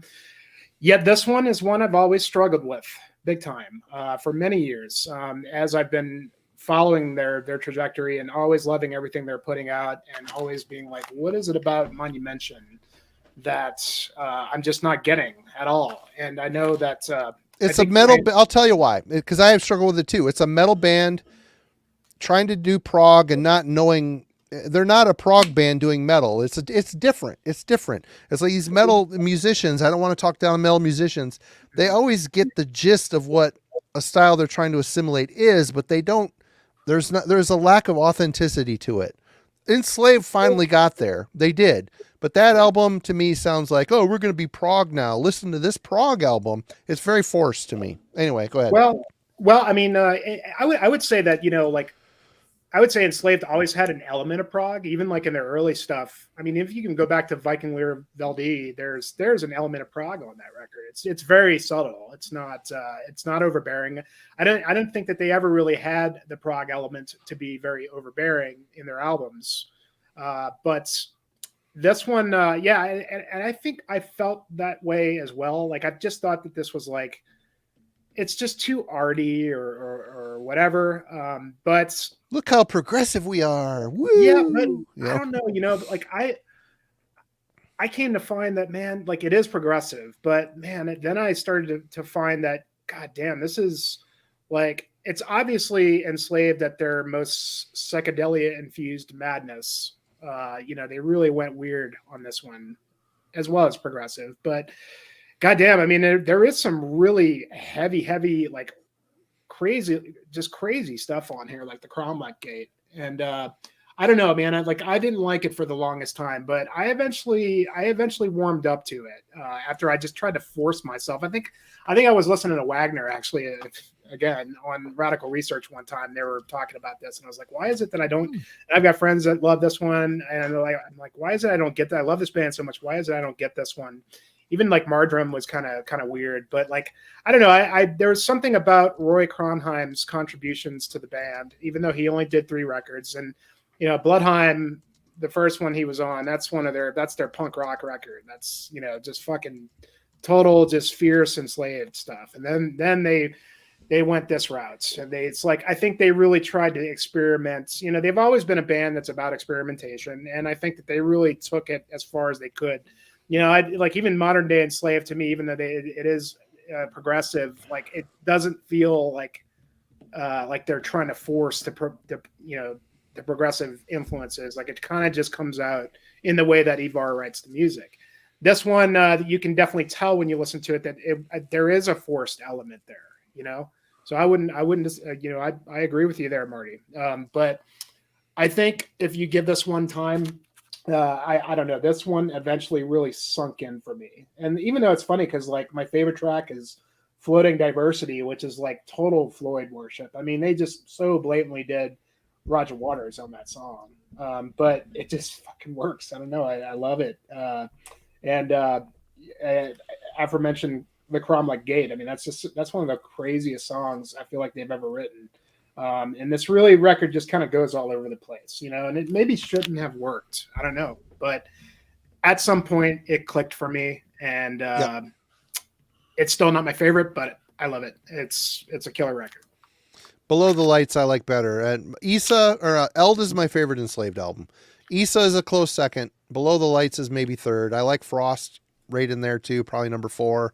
Yeah, that record to me, I listened to it, I'm like, man, they're just trying so hard to do this new thing, and it just feels like they're not there yet. I think it was an important step in their progression to do that record, but they got it as they went. They stuck to it, which is cool. But you can kind of tell, because like, I mean, this was the last record with Kronheim, and it almost feels like they were like, okay, we got a little too crazy here. Let's kind of shift the lineup a bit. They bring Icedale into the band, which is like a great soloist. I think Kronheim wanted to have a bit more of a, status in the band as more of a songwriter. And Ivar is the guy, right? So coming out of this and going into Below the Lights is pretty brilliant, because that's where they really just kind of like stripped it back and just do what they do. Man, best. I tell you, that lead off track when fire swept clean the earth. Yeah. What a great fucking song. Wow. The Crossing. There's so many good ones on that. Yeah, but that one, Issa, that's probably my favorite. Yeah.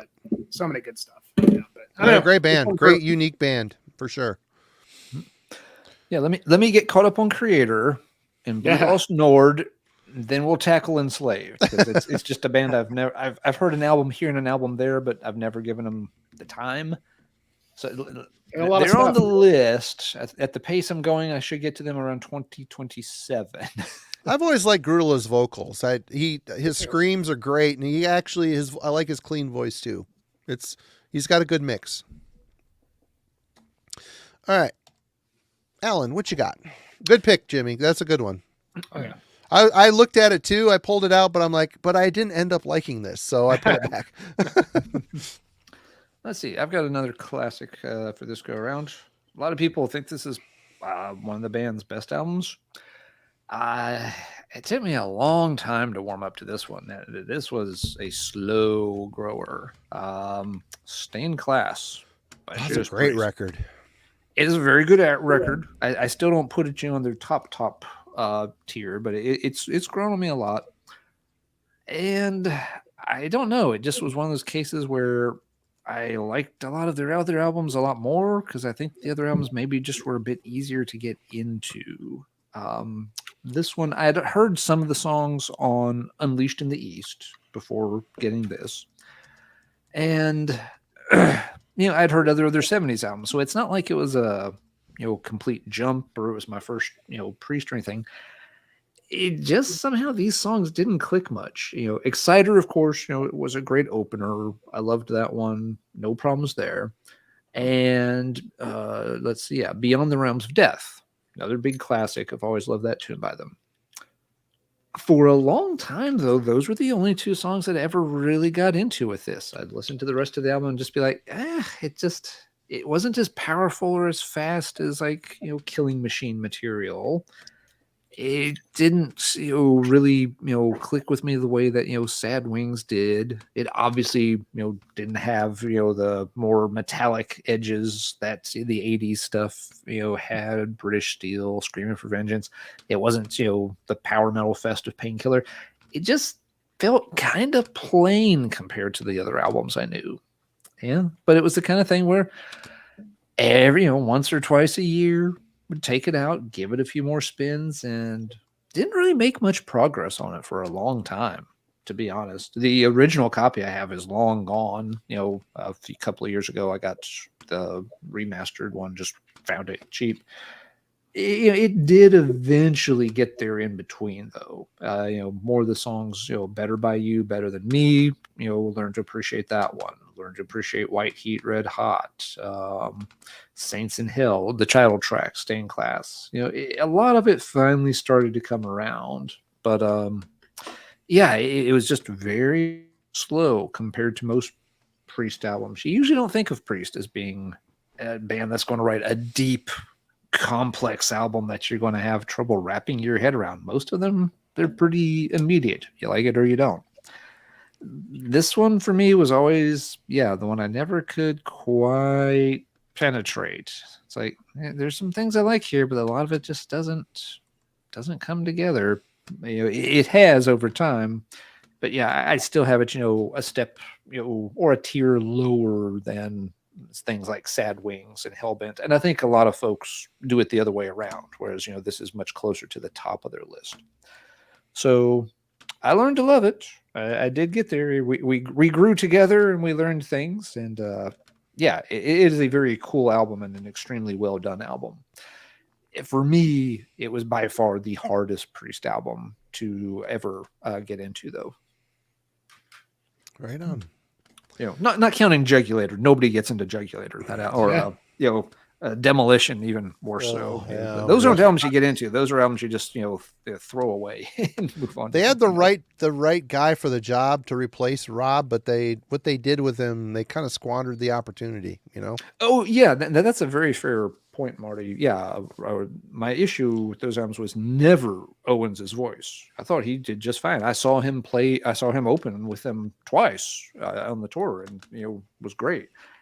The issue was the songwriting. The songwriting just kind of Jugulator. They were trying to do something extremely aggressive, which felt kind of forced. And that album was okay at the time. It hasn't aged well for me.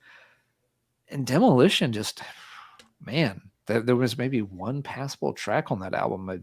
Everything about that one, from the cover art on down the line, just didn't seem to come together. Yep.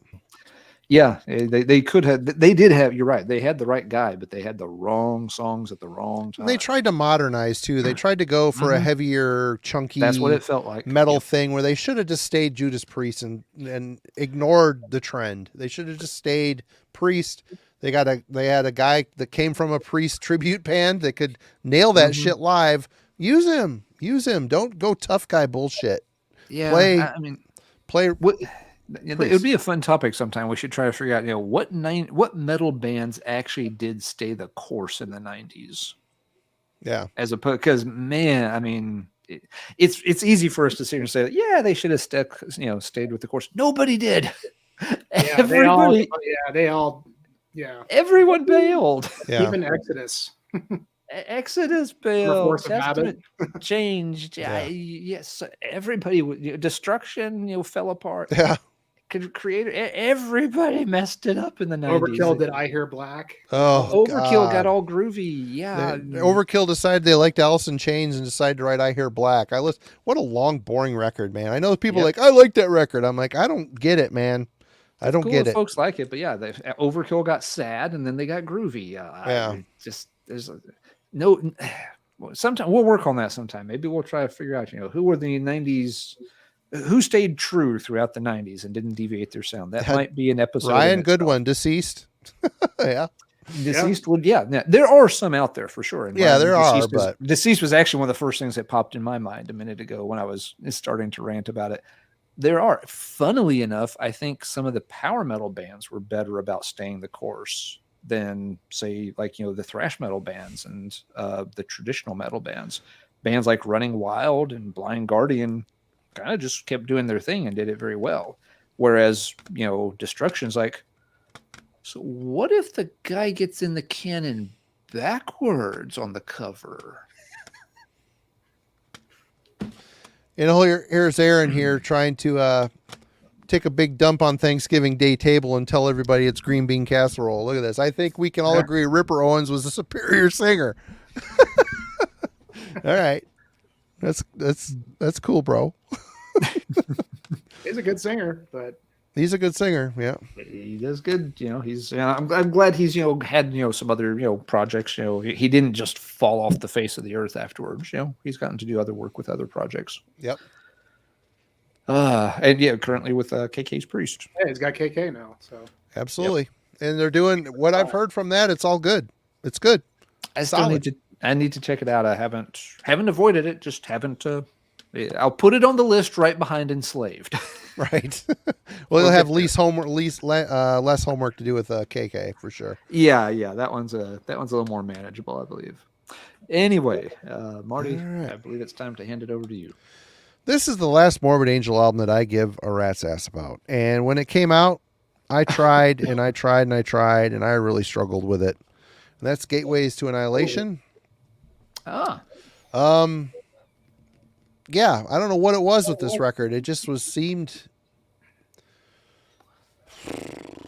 I don't know. I couldn't glom onto this one. It's not David Vincent. I struggle with Formula's Fatal to the Flesh too. It's not David Vincent. Steve Tucker did just fine. He did great. It was later. Is it the title track? I don't know. There's no title track. I don't know. There's just like a pulsing vibe to this album. There's like the riffs that did it. There's just like a urgent pulse to it, yet played at a slower speed. Tucker's vocals are just super sinister on here. This is a good record. and I don't think a lot of people really appreciate it. I know I didn't when it came out. I listened to it a few times, and just wasn't what I wanted to hear from these guys. It had a slower approach on some songs, but circling back around to it, I kind of realized how good it was. Formulas was kind of scattered for me. Here it was a little more controlled, a little more thought out, I think, and the songs are more effective. But it's just different, having that mid-paced vibe and that pulse to it. It's cool. And even Kingdom's Disdain, Tucker's Return, that record is a mess. The production killed it. It's too percussive. And I get it, because there was an interview with Trey where he's like, I've always thought the guitar was a percussive instrument. When he was learning guitar, he treated it like he was trying to play drums on the guitar. And hearing Kingdom Disdain, you listen to it, the guitars are lost in the drums, or mixed to sound like drums. It's too much. But this is, for me, is the last one. I didn't care for Heretic all that much. Obvious, David's Return, that Olivia,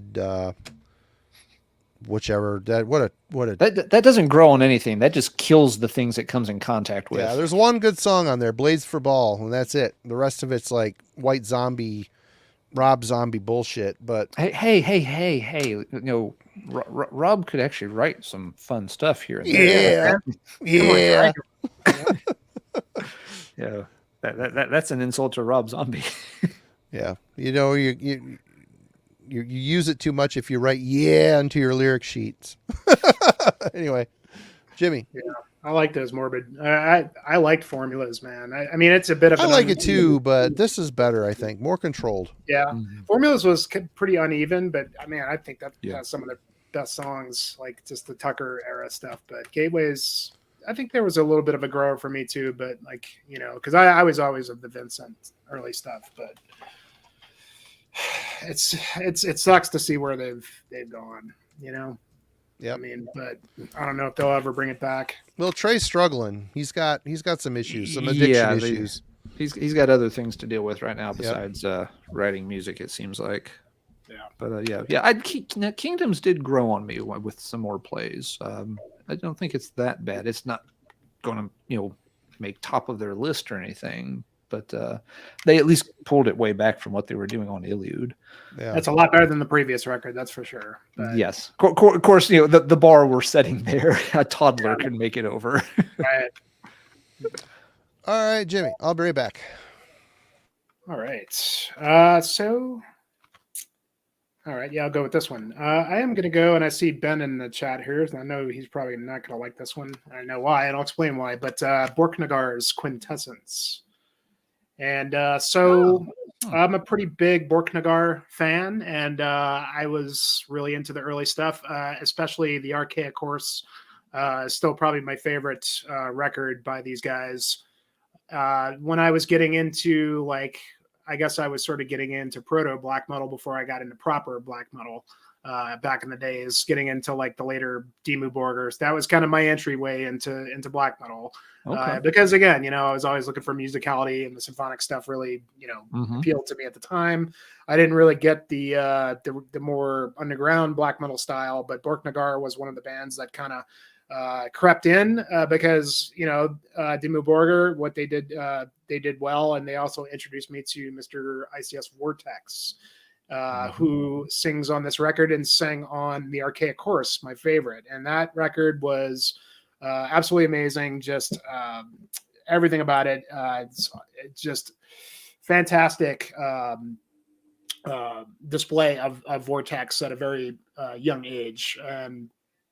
I think it might have been, I'm not sure if that was his first proper record, being the front man for any band. But Olden Domain. Of course, that was Garm on the first two records, and then Vortex coming after. So, being a big fan of the Archaic Horse, just a brilliant sort of just very just pristine sort of Viking-ish black metal record with great Vortex vocals, just epic as hell, and just made me imagine the Norwegian forests and the fjords and all these kind of things. And then they come out with Quintessence, and This It's originally just not as good of a record as the Archaic Horse, but there's a couple really great songs on it. It's certainly not as good. Certainly not as good. And at the time when I was getting into the Archaic Horse, this had already come out, and so I was such a budding fan of Vortex that I was like, okay, now I need to get to Quintessence next, and I instantly just turned me off. I think. One thing is the production. Obviously, this is a Takrin production. So I was talking about Ben. I know that's his favorite producer. It's just very washed out production. And there was that organ sound that really kind of turned me off. Lars Nedlund was new to the band for this record and a great addition. And I think he's doing great with the band now, a great vocalist. But I don't know, his keyboard contributions kind of threw me off a bit. And they also there's just a weirdness to this album that I didn't quite get at first. And Colossus is the best song on that album. Yeah, Colossus. I also got My Name from here. Ruins of the Future is the third song. And I ended up liking this after a long time of I kind of went away from it, and then I got into some of the later stuff. I came back to it and realized it's actually a really good record, man. I mean, there's a lot of good stuff. The title track, The Presence of Ominous, is a really weird song. But The Ruins of the Future, I love that melodic line in that, and like I said, Where I Got My Name. And there's just it's not their best, but I eventually end up liking it too. And I also had Asgeir Mikkelsen on drums, who was like this just virtuoso drummer, played on Spiral Architect. Got in Borknagar for this album, stayed with them for I think maybe 2 more records. I don't really know what happened to him. I know he's still around. He makes an appearance every now and then on records. I think he was on an Isan record some time back, but he's kind of in and out these days. He did all the artwork as well, but it ended up growing on me, man. And I honestly, I like all the Borknagar stuff. I mean, they're a band that kind of their mid period. There was a couple that were kind of, but I think they've been on a pretty good upward trend. I just got done listening to the new record. It's really good. I mean, it's pretty much what you would expect from this band, but man, it's, they're kind of one of those bands that can put like a subpar record out and it's still pretty goddamn good, and if you can get over the production, get over those goddamn organs, which always bothered me with like Opeth uses those organs now too. And I just hate that sound for whatever reason. It just sounds dumb, but yeah, good record, man. And I ended up liking it a lot. So that Mikkelsen is still in Spiral Architect, and he's also in a band currently called Veil of Secrets, where he plays guitars, bass, and drums. So that must be a solo thing. So Spiral Architect is still a thing? I didn't even know they were still. Well, according to Metal Archives, he's listed as drums 1993 to present. So apparently. I think you got to release an album at least once a decade if you want to stay active. Yeah, they need to work on that ruling. Right. Yeah, because that's that would surprise me if they were really active too. Can we marvel at how bad that album cover is? So early 2000s. They had a long line. Borknagar had a long line of albums that were covers that were stupid, just dumb, like afterthoughts. Yeah. Well, this was like, I think it was like really like computer generated kind of. Oh, yeah. You started to see like a lot of that computer generated kind of stuff. Oh yeah. Creeping in there, and I think they did that, going forward for a couple records, but and now we're starting to see the AI stuff. I don't know if you guys saw, but Pestilence changed the cover art. They did? Yeah, they changed. Yeah, they couldn't. You can't stand the heat. Get your ass out of the kitchen. Yep. Yeah. Yeah, there's been several controversies popping up on that. And if folks are interested in the topic of AI art in heavy metal, Lee over at Heavy Art Talk did a really good video talking about that particular issue. I think it hasn't been up very long, but it's gotten a ton of views already. It came up this week. Yeah. Okay. Yeah, it's already got like 2,500 views. So really awesome. I think so. Yeah. It was really good. Really well. Yeah. Really well articulated. Well, it's coming from an artistic perspective. He's an artist, a great artist. Yep. I can see. I mean that. Yeah, and it is something that people may not be noticing it, but it's coming up a lot. Even just as a real simple example, looking for art for the thumbnail for tonight's video, this was the first time where typed in some keywords to try to get a certain thing. Everything like the top 20 hits. I looked at them just like that's clearly that's an AI site. That's an AI site. That's somebody's AI page. I had never run into that before building thumbnails. And I have building thumbnails. I've needed a background. I have on 3 occasions used an AI generator just for thumbnails. It isn't something where, it's not like an album cover. It's just background fodder. In that case, I think there's uses for it, but for album covers, nah. For, art that doesn't have a bunch of shit smeared all over the top of it, then nah. But anyway, that's a whole nother topic for sure. Indeed. Yep. And Alan, what you got? I've got something that, speaking of days where you just have $15 to spend and you can't find anything else in the record store, one day I finally decided I would buy a Nile CD, Among the Catacombs of Nephrim Ka. Yeah. I saw the band live years ago, so I kind of knew what they were. I was like, well, they're okay. Nile definitely is kind of pushing the brutality thing about as far as I'm interested in going with it. If you go beyond this point, I'm just out. But a lot of folks have always talked about the band. They're a local band more or less around here. Like the whole Egyptian kind of thing is kind of cool. That kind of appeals to me. So, and it really was just a case. I'd gone to the record, hadn't been to a record store, a couple of months, went, they didn't have anything at all new in, but they had this sitting there. I was like, well, sure. Let's find out. Bought it, plays it. Yeah, it's what I thought. It's 300 mile per hour drumming and they're grunting a lot and, whatever. Swing and a miss. But I was like, well, it's short at least. Lyrically,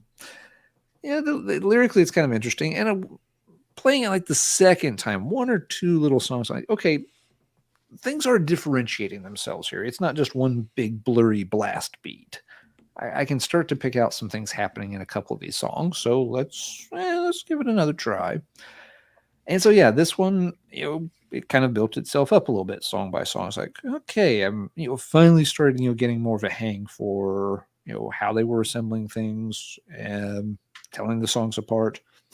And I kind of got to the point where I was like, okay, they're never going to be my favorite band, but I can dig this. And I ended up liking this enough that I have, tracked down 1 or 2 more of their other albums. So, and those have turned out fairly well too. Again, they take me a while. Because it really is about as fast and as brutal as I'm interested in listening to, but they do it well enough, and there is enough subtlety mixed in there to make it interesting. It just takes me a while to find that in the songs. But I enjoy reading the crazy liner notes that Carl does with all the background source material. That's kind of neat. And again, I can tie some of that, here and there to things maybe happening in the song. So it gives me like another angle to be like, that's kind of cool. I get what they're doing there now. So it certainly wasn't something I liked at first. Kind of felt like I should have kept those $15 in my pocket that day, but it worked out. But it definitely, took some concentrated listens and a bit of patience. But now I'm not going to collect their whole discography or anything like that. But I don't mind having a few Nile albums on the shelf now. Yeah, they've done better, but that one's. Yeah, it's kind of reading more about their discography. Yeah, folks have been like, they kind of, I guess like the lineups changed quite a bit. They changed direction some after that. And I can hear that on, I don't even remember the titles of the other ones I've got on the shelf right now. I'd have to look them up. But I get that, there were some differences there. But I still do like Amongst the Catacombs. It's like, okay, I can still kind of dig this, even if it's not their strongest. All right. Everybody chiming in on Nile. I saw him bunch during that time with Chief on vocals. And was Dallas in the band at that point? I don't know. Great band. Always great live. Never seen him bad. Anyway. I don't know, when I saw I'll tag on to that more. Yeah. When I saw them live, it wasn't that they were bad. I was surprised the crowd was not into them at all, though. To be fair, it was a short set. It was I'm pretty sure it was Milwaukee Metal Fest. So they had a very short set, middle of the afternoon, and it was about the time this album was getting this album, maybe it was the next album, but yeah, I mean, they were established. It wasn't like they were just showing up out of nowhere. The crowd just did not get into them for some reason that day. So it's not. I don't think they performed badly. They just, for some reason, there was no energy in the audience. Right. Weird. Yep. But sorry, go ahead. No, don't be. All right. There's another twofer. Same band. Another one of those bands that every album sounded different for a while. Sentenced was one of them. Sweden's Cemetery's another. This one, Godless Beauty, when it came out. I was a big fan of An Evil Shade of Grey. I mean, great Swedish death metal, but it didn't sound like everybody else in Sweden at the time. So when this album came out, Godless Beauty, I mean, obviously right away, the logo is different. Yep. And that's usually a telltale sign. And then you go to a weird, obscure, It's a weird cover. a cover that could have been on a Butthole Surfers album cover, an early Butthole Surfers album. or another random Theater of Tragedy kind of. Right. Yep. Well, yep. Godless Beauty it was. And sure enough, this was and then you look at the roses there. This was before October Rust, I do believe. Yeah. This came out in, I don't know. It doesn't say. What year? This came out in 93. When did October Rust come out? It would have been after 93. Yeah, well, yeah, there you go. October Rust album cover there. This is a lot thrashier. There's some motive guitar lines that creep in. A slight hint of goth influence, not much. It's just a thrashier. It sounds like they tuned up. Yep, Julie Is No More. Good song. Yep. This took me a bunch of listens to wrap my head around. I finally got it. I was so excited for a new Cemetery record. I put the work in to get through my questionable thoughts about this initially. It's a weird produce. It's really clean. Like I said, they tuned up. So this might even be standard E-tuning. I don't know for sure, but it's just weird. And then, down the road, the Black Vanity happens, which I missed, but I ended up getting Sundown before I got Black Vanity. And again, they embraced the Gothic thing, but there's still kind of a rock element to it as well. So, catchy songs, Closer to the Pain, Last Transmission. Yeah, I mean, this is a solid Gothic metal record. The main guy from this band ended up changing the name of the band to Sundown at one point, put out a record or two under that. I didn't follow it. I had one of them as a promo, and it sounded like this, maybe not as good. There was another album after this called Last Confessions, and I think they even put another one out after that. But again, they kind of just keep coming back. They just keep coming back like a herpes rash. But this is a band that was still trying to find themselves even later in their career. I think they kind of landed on this style and were cool with it. But this was a weird transitional record. You went from straight up Swedish death metal to a thrashy evolution with a little bit of a Gothic influence. But it was weird. It was just a weird band. I end up liking these records. I even liked Black Vanity, even though that was kind of coming from this record going into Black Vanity. What the hell? Where did that even come from? Alan, were you privy to that transition when it happened? Because I came into it later, but it's like, wow. I don't know if I would have liked that album initially, Yeah, no, I was not. I was introduced to the band when Black Vanity came out and instantly fell in love with that. That was So kind I of a had to thing work, for them. Yeah, I had to work backwards through the first couple. And I like both of the but yeah, I can imagine that threw folks for a huge loop when it came out. And I just noticed too, someone mentioned, was it Julie Cries No More? Is that the title of the song on that one? Julie, yeah. Julie Is No More. And Julie Is No More. That's a good song. It is a good song, but it just hit me because on Candlemas's Chapter 6, which, when did that one come out? That one came out in 92. They have a song called Laughs No More.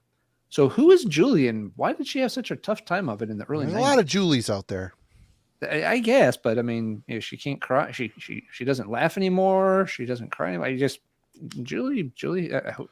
I hope she got some help and things turned around for her, because between Candlemas and Cemetery, rough time in her, rough patch for Julie in the early 90s, it seems. Small country. It hit me out of the blue. It's like, wait, that is a Cemetery song, but it's also a Candlemas song. And right. Had to point that out. Right on. Okay. And if anybody, I've seen some people say they never check out An Evil Shade of Grey. I mean, is it the best Swedish death metal album ever? It isn't.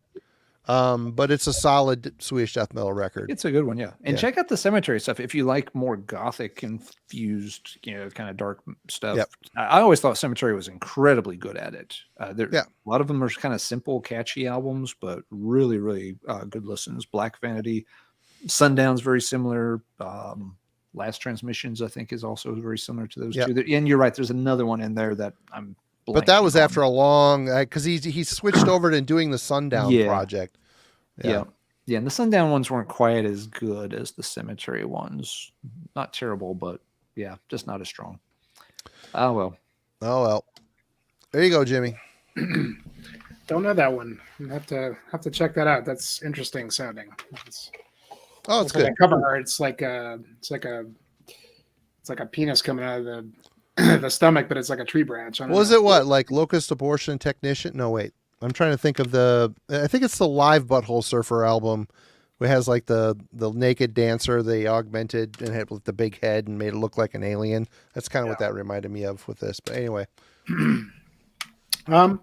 Okay, so I'm gonna go with the next one is Strapping Young Lads City. Oh my God, that album is so good. Yeah, it's like a 40-minute long temper tantrum. I love it. Yeah, for sure.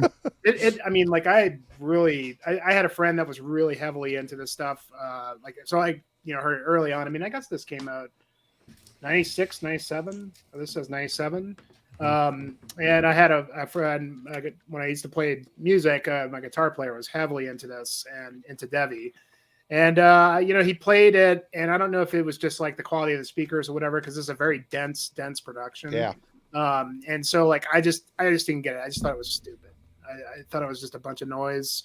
And just this guy yelling, and it was like, okay, they were kind of like doing a Fear Factory kind of thing. And it's just, I don't know, it just didn't click for me at all. And I don't remember if it was until I heard some of Devi's like solo stuff to where I really, like he started to like really click for me, but I don't even remember at what point this clicked, but it just, when it did, it fucking came in hard, man. And really just changed my life in terms of, I'm a massive Devin Townsend fan. And, he's had some weird stuff here and there, but for the most part, some of his records that are my favorites are, Desert Island records for me. Ocean Machine, Terria.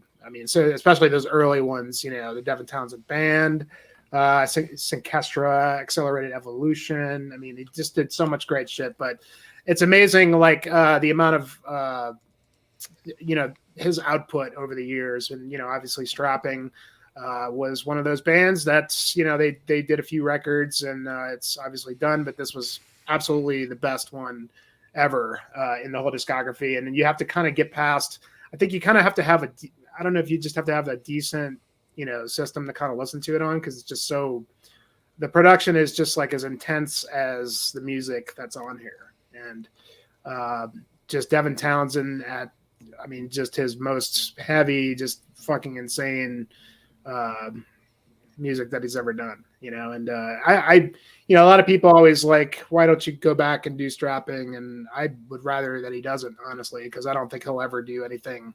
When they came back and they did a few other records, like they were good, but they didn't really quite hold a candle to City. This fucking album is just pure rage.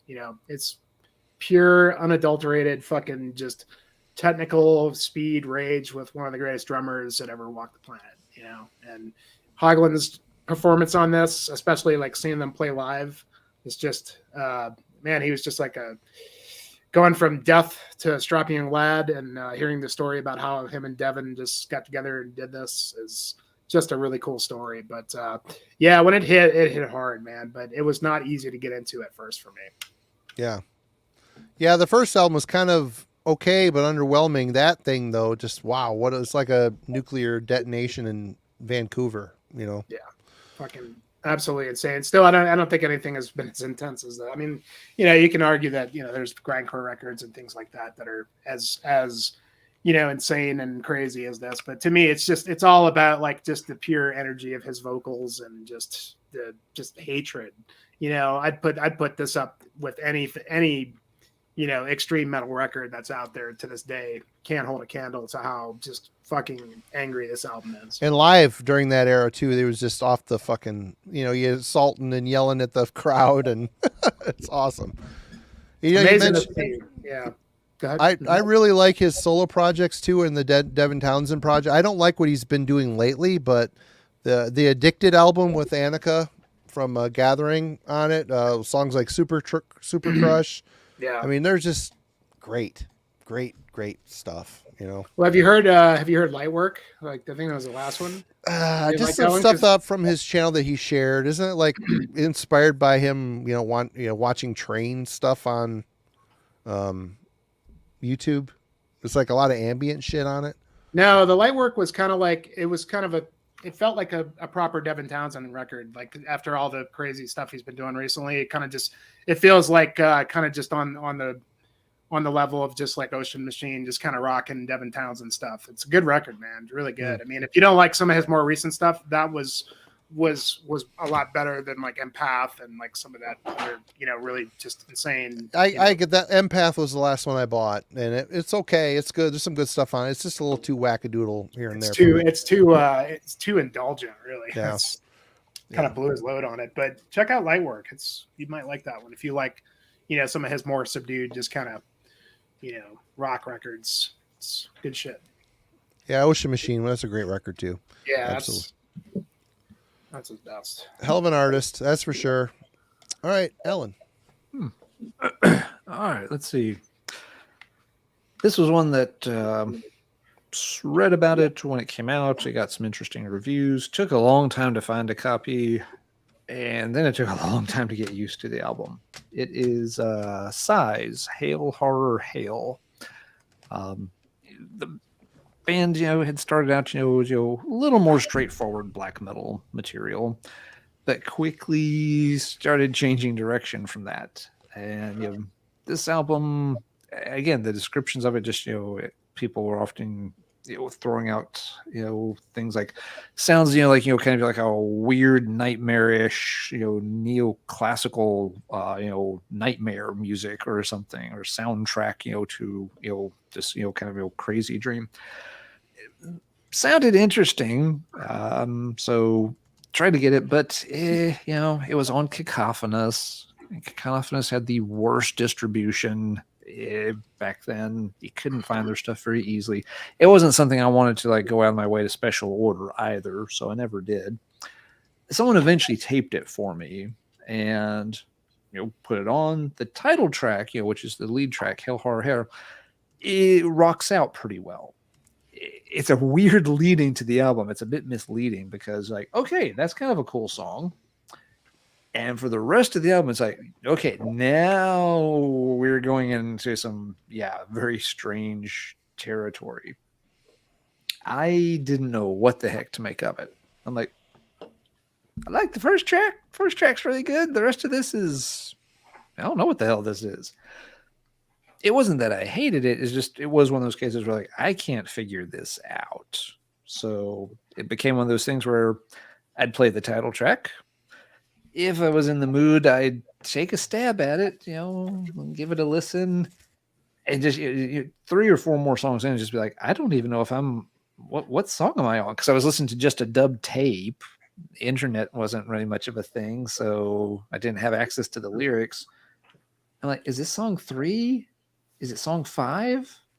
Are we already on song 7? I don't know where I'm at in this album. I couldn't even figure out where the song breaks were at. I mean, just really lost. With a lot of time and eventually, getting a CD copy and, being able to, find lyrics on Metal Archives to follow along with, it finally made some headway with the album, made sense of it. And I, enjoy it. Psy, you've got to be in the right mood for. And even then, you got to figure out, well, which Psy album am I in the mood for? But it's a band I really do enjoy.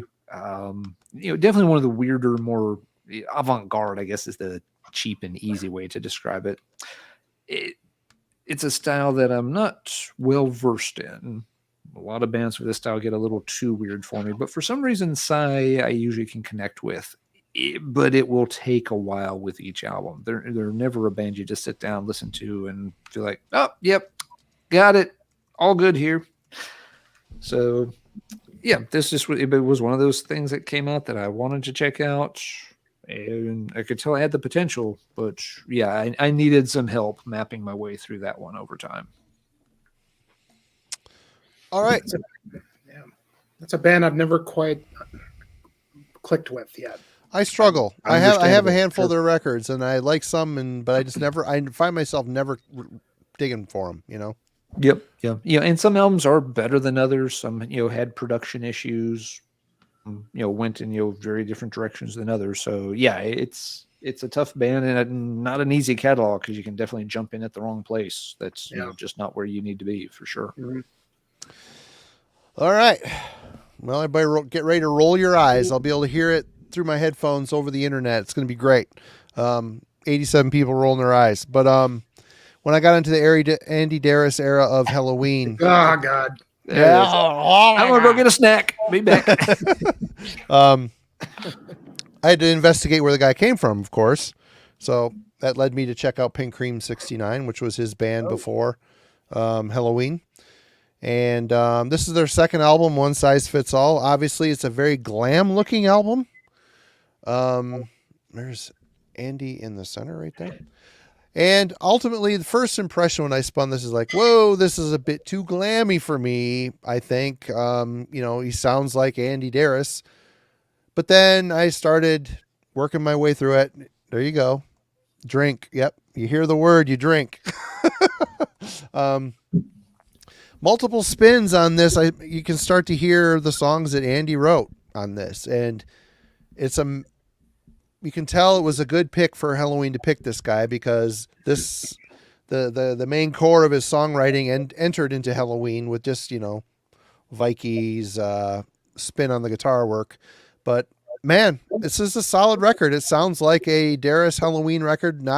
Maybe not as good as that, but I end up liking this album. It's solid. He was a solid pick. Obviously, he brought Halloween out of the gutter and kept them rolling down the road. And this sounds great. And the one after this as well, I can't remember the name of it. Great cover is really good as well. The one before this one is way too glammy. I never warmed up to that one. This one here feels like a Darris Halloween album. Not as good, but solid. It's a solid record. So there you go. There's your Halloween for the night, everybody. Wow. I wasn't even aware of that album. Shit. Pink Cream 69. That's a name.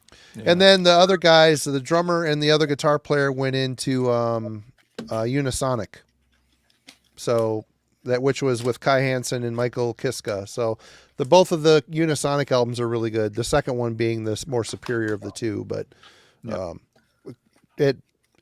Pink Cream 69 splintered into good things.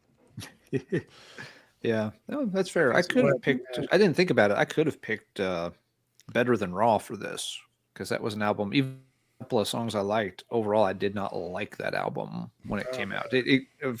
I finally got there with it. I still don't rank it like as highly as you do, Marty. But it's a great record. With the song album, Revelation and that's probably my favorite Darris record. Better Than Raw.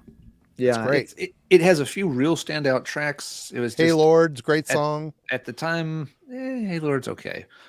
It's yeah. Yeah. At the time, and that's a good example of something we talked about earlier. I wasn't really in a power metal mood by the time that album came out. I was much more interested in other genres, so it had that working against it early on too. And yeah, while it had some very good songs, it had a few that, really just, kind of clunked for me. It's just like, it's two good songs, but then it has some bad songs also. So it took a while to come around on that one. But, didn't pull it off the shelf, but could have. Right on. Mm-hmm. Yeah, Tyler was wondering if this was going to be the episode where Alan finally clicks with Chameleon. No. Not yet, Tyler. Not yet. I was going to wait and see if it showed up before, but it hasn't showed up yet. So it's not gonna. Probably wasn't going to make it. Yeah. Not quite making the cut for this episode yet. I think we had a pretty good analysis of that album, and I think we both landed in a good place on it as far as our assessments. Mm-hmm. We've listened to it, and now I never have to hear it again. Yep, this is true. Give it another 5 years. You never know. Never know. All right, I'll Jimmy. put it. I will put it on the list right behind Enslaved, Blut Aus Nord, Creator, KK's Priest, Borknagar. I need to catch up on them. Well, you might and be that- doing that sooner than later. I know Melanie wants to do a dive on them, so that could be a fun one. on Borknagar. Mm-hmm. Oh wow, Really? Yeah. Oh, okay. Well, that's a that good could be dive. interesting. Yeah, It's a good I've discography. always kind of liked the band, but yeah, I lost track of them at some point. Oh, okay.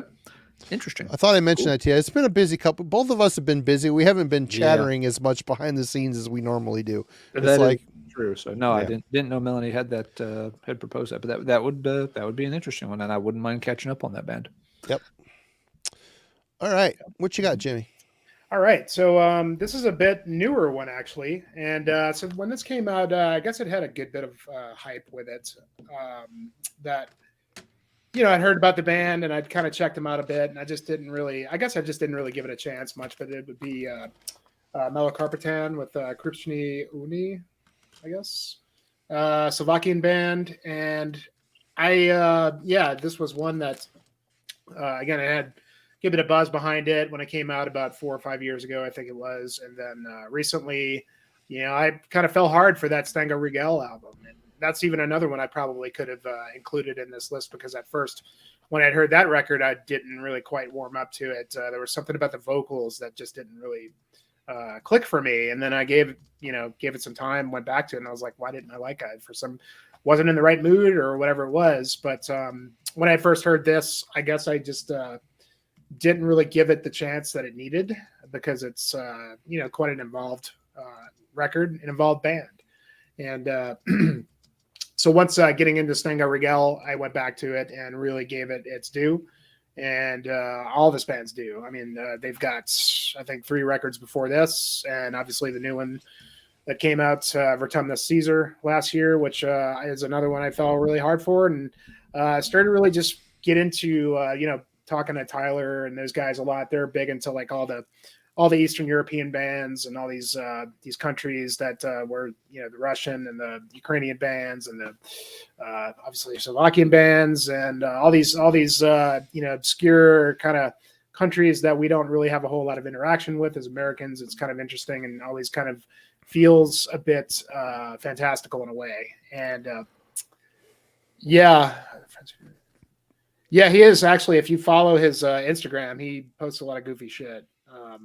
The guitar player, the main guy behind this band, also the main guy behind Stenga Rigel, which is quite different than this. It's a lot more atmospheric black metal type stuff, whereas this is just absolutely a unique band. It's like they took Dark Throne, like early Dark Throne, and mixed it with like Bathory. Priest and Bathory. There's a lot of Bathory on this one.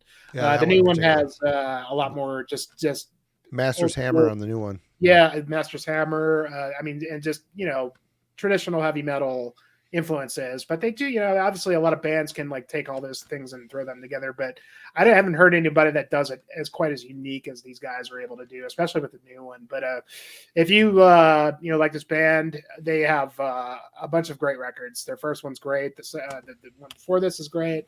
The new one, you can tell they're kind of taking it to the next level. The production's a little bit better. They've got some different musicians in the band, but it's just this amazing, melding of just that cult black metal with traditional heavy metal and even some progressive tendencies, some Bathory, Viking worship, Master's Hammer. Man, I fell pretty hard for just this guy, man. He's very unique. I'm very excited to hear what he's going to do with the Stenga Rigel record. And it's one of those examples of a record that like, I just didn't give it, I didn't get through the whole thing and actually decide that I didn't like it. I just didn't give it enough of a chance because I put it on for a few and I was like, I just don't know if this is going to appeal to me. It's a little raw in terms of the production and just not really quite what I was looking for at the time, but start to give it a chance and realize that, man, it has a lot of amazing qualities and unique qualities to this band. So yeah, Melocarpatan, very cool shit. And the new record is amazing as well. Right on. Good one. Alan. Sorry, I'm yelling at Logan in the chat. He's trying to be funny and he's not.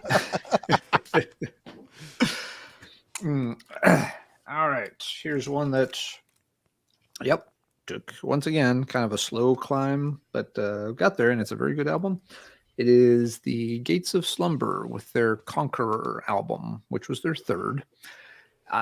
It doesn't take long to figure out what this is going to be. You know, with a name like that, cover art like that, you're getting into sort of epic, doom metal, traditional metal mixed together there. This one did Gates of Slumber definitely leans on the doom side though, but lots of the kind of Robert Howard kind of themed fantasy stuff going on too.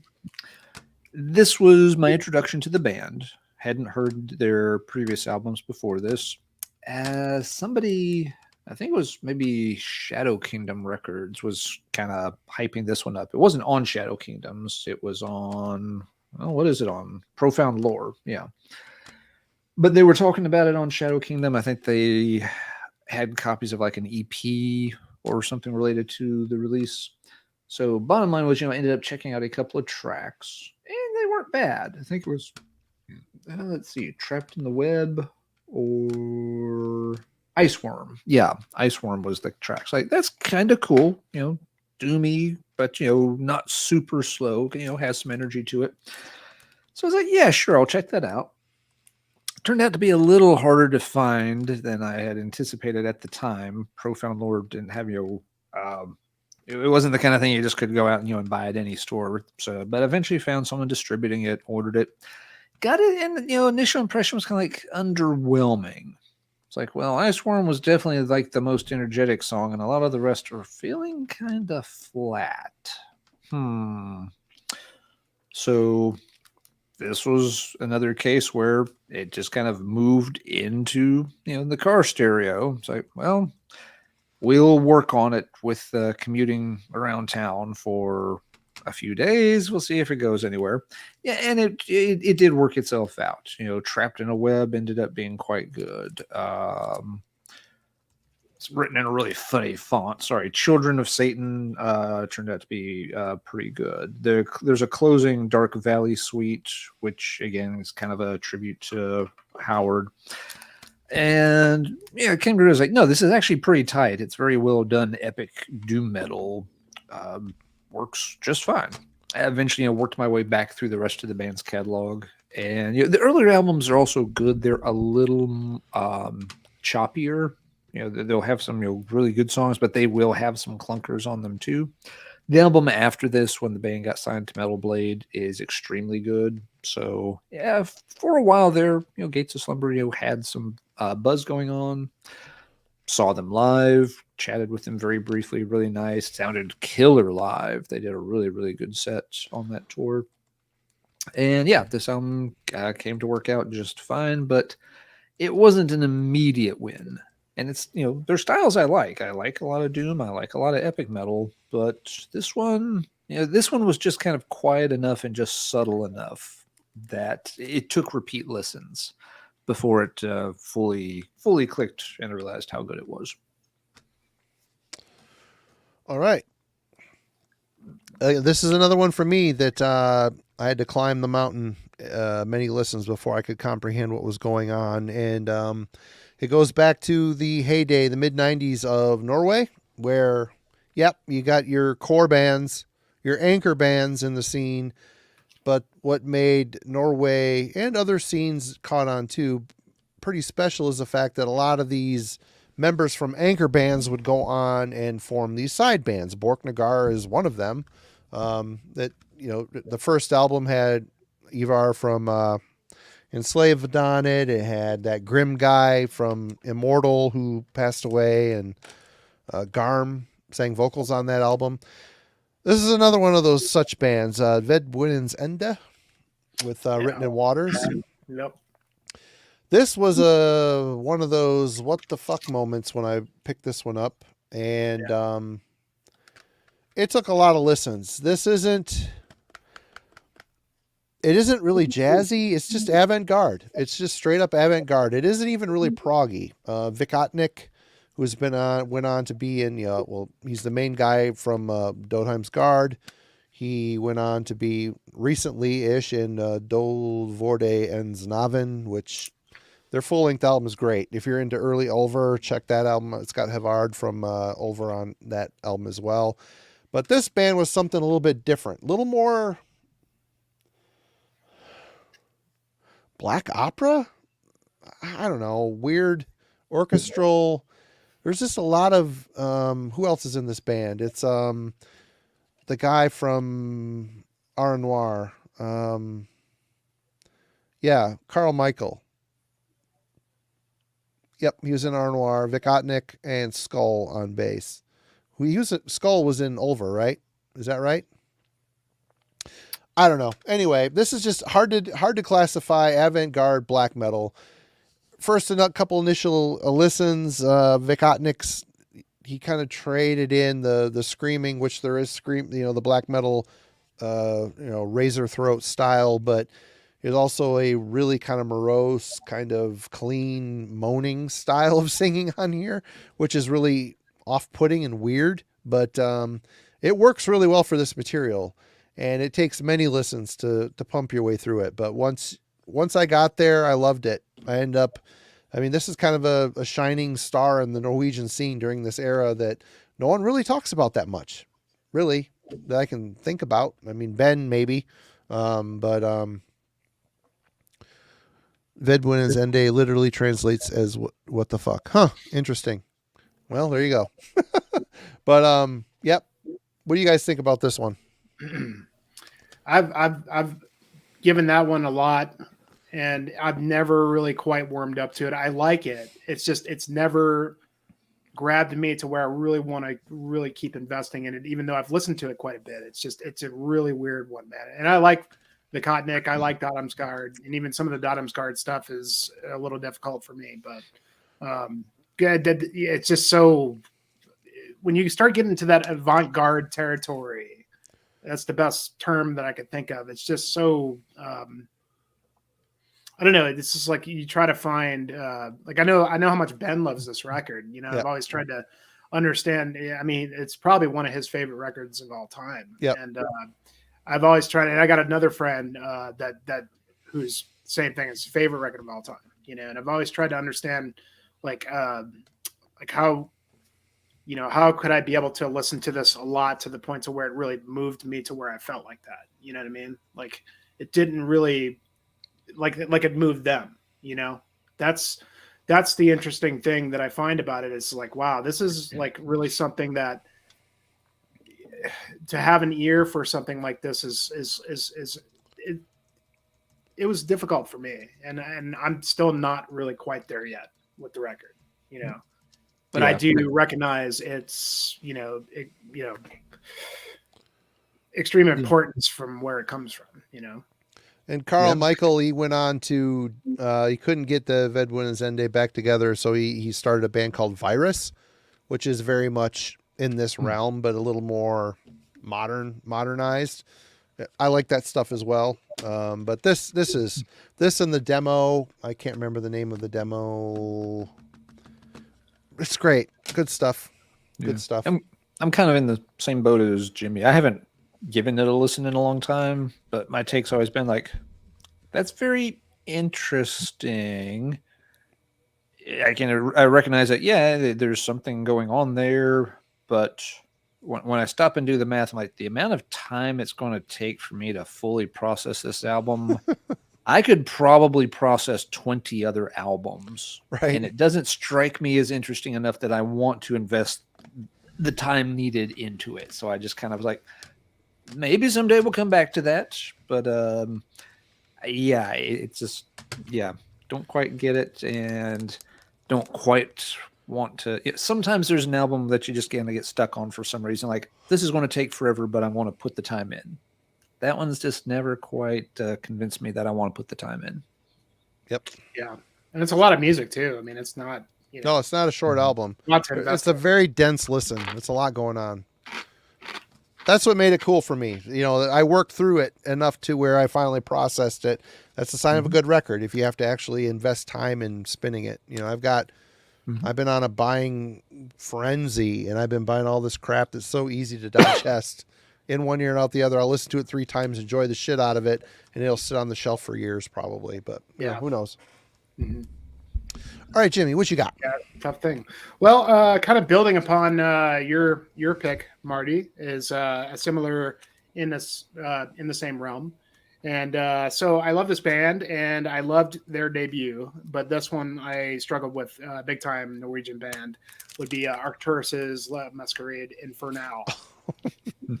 That song's got one good song on it, The Chaos I fucking Path. hated this record. I still hate that record. So that's the Chaos Path. That's the one with Vortex. Right? Yeah. His vocals on it are fucking great. He outshines Garm, big time. He does, and which is a hard thing to do. And I loved the debut. I thought it was an awesome record. I love a lot of their stuff. Actually, it's on my pile as it's on my pile. Anyway, go ahead. So that one was difficult for you? It was. It's kind of like these weird jazzy the way the songs flow on it. I ended up liking it, but it took me a minute. Yeah, I mean, right off the bat, I mean, they were pretty, really out there kind of Norwegian band, like we're talking Ved Buen's End, we're talking Dødheimsgard, all these things. Arcturus is worth mentioning in this realm, and I personally really dug the first record, and this one, I don't know, I hated everything. It's too pretentious, man. It's artistic pretentiousness. I don't. But dig it. I don't know. I kind of warmed up to it though. I get a lot of people I know love it. I just couldn't get there. Chaos Path was the only one I liked. It sounded like a big Under the Big Top type of song, like a circus song. The Chaos Path. Oh, the Chaos Path. Yeah, that's right. Yeah. I mean, I really got into the Sham Mirrors. Somebody just mentioned I like that one more than this. I did too. But I got to a point, and they've been kind of hit or miss. I mean, Sideshow Symphonies, I didn't think was that great, even though it showed, Vortex was in the band. And I really dug the last one that they did. I think they're pretty overdue for a new record. I think they're about to release something. I know they're playing at Death Fest, but this one, it's not an easy record at all. But I think, I don't know, there was just something that kind of clicked for me. I love Garm, and I don't know. It's like I feel like I should just hate it like I used to, but like I just kept going back to it and going back to it. Ad Astra and Master of Disguise, I don't know. I eventually just warmed up to the weird kind of carnival-esque feeling to this, which again, like if you'll hear me talk about other records that have that sort of feel that I just don't like, but I don't know. I just ended up really listening to it as many times as I could to try to get it, because I just love all the musicians on this record. And I can't say the same for Sideshow Symphonies, which, that was another one that I just gave it a lot of time and it just never really quite clicked. Arcturian, that's the one. That's the newest one, or the most recent it's one. not new anymore. So it's a lot of years have passed. It's like 7 years old at this point. Yeah. But I don't know. It ended up clicking for me, man. And of course, the aforementioned Chaos Paths, but I don't know. It's kind of just classic, these guys all trying to just be avant-garde and circus-esque, Cirque du Soleil style black metal. I don't know. It's a fun record. It sounds just like it looks on the cover art, but I don't know, man. If you like Arcturus, it's worth going back to if you didn't get into it. Yep. Yeah. It's great. Yeah, it's it's one of those, again, kind of like we discussed with Ed Boyne. It's like I'm sure it's a genius album. I kind of get that. I just don't want to sink the time into it. I will never fully understand that album, and I'm okay with that. Yeah. I don't think it was meant. They wrote it to be not understood. I think they wanted to be wackadoodle on that one, Yeah. Mm-hmm. Yep. And that's okay. And I do like most of their other stuff. Fine. It's not that I dislike that one. It's just like I'm not just. It's thing. I got it. I know enough to know that I don't really understand the album, and we're just going to leave it that way. Yep. Yeah. Mm-hmm. All right, Alan, what you got? Something you do understand. Something I finally understand. Didn't understand this for a long time. For a long time, this was, I thought kind of one of the band's worst albums, and now it's it's climbed the ranks over time. I did not understand the Eternal Idol from Black Sabbath. I'm kind of with you. I disliked that when I first heard it. Yeah, for besides certain obvious things, this was my not just my least favorite Tony Martin Sabbath album, other than uh, yeah, it was just way down there for some reason. Heard it several times. Somebody had sent me a CDR of it. It's like, you gotta check this out. You like the other Tony Martin albums? I'm like, yeah, I don't like this one. It sounded very thin. The songs didn't seem as strong as things like Headless Cross. Headless or Cross is a Tears. better album. Headless Cross. Tears are like their power metal record in a way. Yeah, I don't know how I would rank it with it. I haven't played Headless Cross all the way through in a long time, so I'm not sure. But eventually, I started to kind of get Eternal Idol. And like, okay, yeah, now the songs are coming together, and now I think it's perfectly fine. It fits right into the Tony Martin era of Sabbath, no problems at all. Yeah, the fun thing with this one too, when I finally picked it up, there's the recording of this album was infamously a mess, to the point that it was recorded with Ray Gillen doing vocals, and so this particular 2 CD set has both versions of the album. You get the original officially released version, but then you also get the Gillen version. People seem to go back and forth on which one they like the most. It's not a unanimous choice at all. I actually like both versions. I don't mind the Tony Martin ones at all, but actually I think the Ray Gillen take on the songs is fairly good. I mean, he obviously had he's issues. He's a good singer and he's a shitty human, but yeah. Yeah, I mean, there were obviously issues. There were so many issues in Black Sabbath at this point, though. Yeah, you can't really blame it just on Gillen.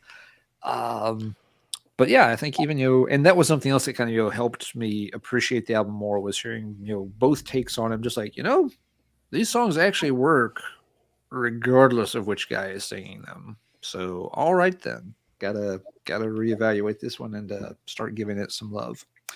So yeah, kind of went from right there near the bottom of the Black Sabbath catalog to, I don't know where I would rank it now. I don't remember where I ranked it when we did the Black Sabbath catalog with King ages ago, but yeah, it's a perfectly fine album.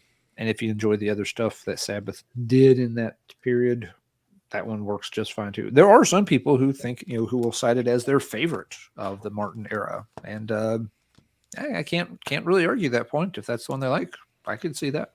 Fair enough. So yep, I've come a long way with the Eternal Idol over the years. All right. Well, this is a come to Jesus moment. I don't know when we did this, but we did a deep dive on Sabotage at one point. Was it with Darcy? Yes, that was with Darcy. Probably, I don't know, a year and a half, 2 years ago. Yep. And I think he's the one that sent me the CD too. So thank you, Darcy. But it was my intrepid co-host's enthusiasm about this record that made me give it multiple chances until I finally got it. Because the first time I spun Streets, a rock opera by Sabotage, man, first impression, what the hell is this meatloaf metal bullshit? Because it's meatloaf. It's meatloaf. A lot of meatloaf on here. A lot of piano, singing along, rock opera type stuff. But Alan's enthusiasm for this made me keep coming back to it. And there's a lot of passion. And the song structures and composition of this album is great. It really is good. I finally it clicked with me, and I could get past the meatloaf thing, because it's a thing. The piano, the singing along with the piano stuff, that's a thing. But yeah, this is a grower album for me for sure. But I'm glad it finally clicked with me. This is a later album from them. I don't remember. This came out in 2011.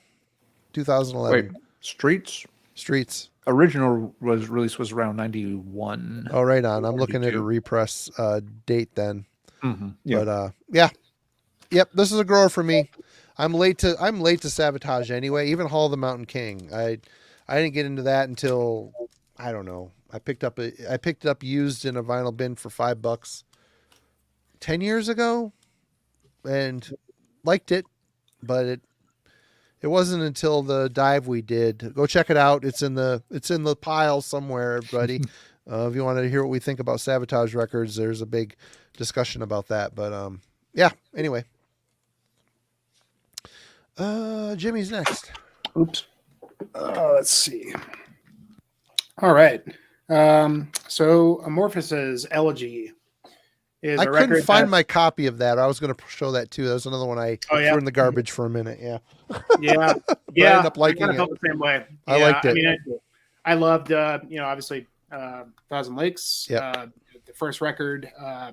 Even Thousand Lakes was a little jarring for me when I first heard it. Me too, but I ended up loving it. Yeah, I mean, it still maintained the depth glory of the debut. Whereas this really kind of moved away from that. I mean, they obviously had a bit of death vocals in there, but they really the music, they were really just going for a completely different, 70s vibe. Yeah, big time 70s. I just skipped out on it, to be honest. I remember hearing My Cantilly. I think that was the single when it came out, and at the time I just thought it was not that good. Forever Unborn, I think, is the name of the song on there that really kind of was a turnaround for me. Is that the name of the song? Better Unborn. Better Unborn. Yeah, Better Unborn. Yeah. And Against Widows, The Orphan. I mean, the first 5 tracks. It's pretty lengthy album. It's actually. so catchy. The hooks really. Where I laughed when I first heard it, like, what the hell is this garbage? I end up loving it. It's like I remember like seeing the promo of them, with their picture, and it's like, what happened? Like they're not obviously not going death metal anymore. They're going as far away as they can from that, and where they would go from here for a couple of records, even more so. I just stopped paying attention at the time. I didn't really come back around to Amorphous until Tommy, the guy they got singing now, was in the band. I think it was Silent Waters was the record that brought me back to Amorphous, and I love that record. And I love a lot of the newer stuff that they've done. I think they're starting to get a little samey on the new records, but still good stuff. I think they found a nice balance, with the depth and the just the melodic metal, or for lack of a better term. But they definitely went for, like Marty said, a 70s vibe, and they kind of continued that with Twinella and Am Universum, and those records I still feel like I need to kind of go back to and maybe see if I haven't listened to them since they came out. Yeah, I liked them, but I never. Yeah, I don't know. I didn't even really like Twinella or whatever it was called, and I've got it. I probably need to go back to it, but this is one. When I got back into Amorphous, I went back to Elegy and realized that, this is fucking good shit. Like Marty said, it's catchy. There's good melodies on here. Earworms, man. Yeah. I remember thinking, like, why didn't I like My Cantilly? It's a fucking good song, man. Really good song. I'd like to see them play that one live, actually. But The Orphan's great. Better Unborn, Against Widows. It is definitely, like, you could see that they were kind of hinting on this with Thousand Lakes. If you thought that, like, there were certain elements of Thousand Lakes that was, like, a little weird, but they still were keeping the death metal, they really amped it up quite a bit with Elegy. And but yeah, I listened to it today and I really enjoyed it. And I just think that it's amazing when a band just makes such a huge shift in their sound. Oh, 180-degree shift. Yeah, they're not even really the same band, and but these guys, they're classic and they've had quite the career and put a lot of great records out, so I think that anything that they've done in early days are worth going back to if I didn't like them. So it's funny, it's the northern bands too. They're always the ones that are like super brave, that make these weird shifts. Like Sentenced from Finland, first 4 albums sound nothing alike. Cemetery, we showed them earlier, first 3 albums sound nothing alike. It's a thing for the northern bands. That Theater of Tragedy band we did, same thing. Anyway, go ahead. I keep interrupting. I'm sorry.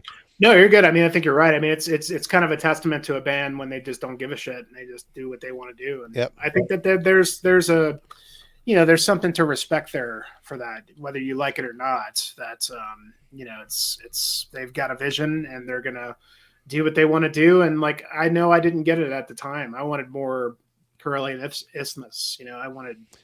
But let's be honest, if they continued on doing the Corellian Isthmus for album after album, we still wouldn't be talking about. Well, we would be, because those early albums are fucking sick. But maybe they tapped into the commercialized part of the European metal movement is very commercial aligned, and they tapped into it. They kept them alive. Yeah, and they clearly were not. They clearly were not, happy to just stay as a finished death metal band. It was clear that they wanted to evolve and become something completely different and new, and just kind of reinvent themselves. And that's why I'm kind of waiting for them to do something a little bit, because like the last 5 records, while they're all good, they've kind of treaded the same.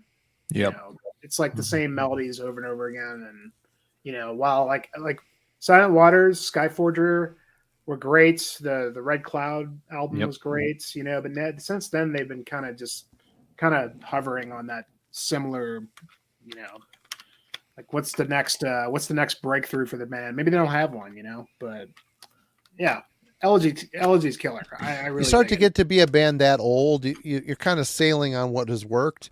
Yeah. And your zest for creative exploration, you're maybe not feeling as adventurous because you've got more behind you than you do in front of you, Yeah, but I mean, at the same time, it would be kind of crazy to see them like come out, just do a complete 180 and do like a Death Doom record or something, Yeah, it'd be super cool. Yeah.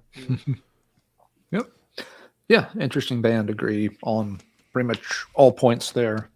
Yeah, I liked Elegy a lot from the start, but it's one I was almost like thrown into solitary confinement with. I bought that the day before heading to like New Mexico and Colorado for like 6 weeks of geologic mapping. So we only had like, a handful of tapes because, space was kind of at a premium. So yeah, I bought that in Necrophobic's The Nocturnal Silence.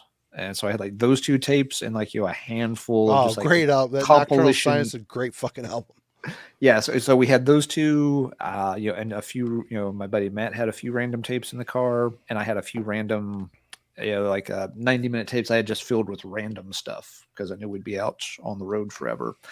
And so, yeah, that was about it. So, yeah, we played the hell out of Elegy for weeks because it was about the only thing we had. But I liked it from the get-go.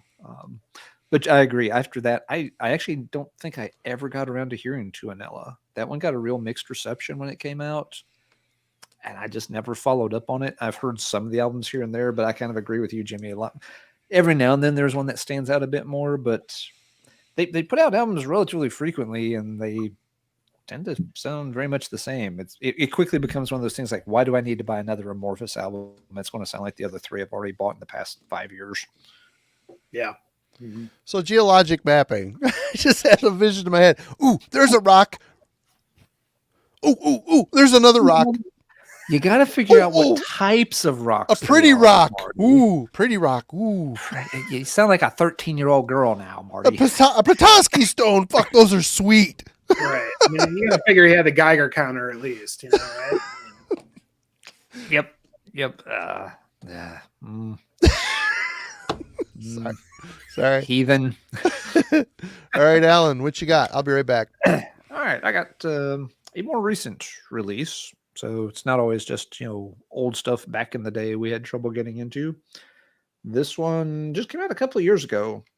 It looked neat. It sounded kind of neat when I heard, just a little bit of it at first. Picked it up and was like, well, I'm not so sure about that.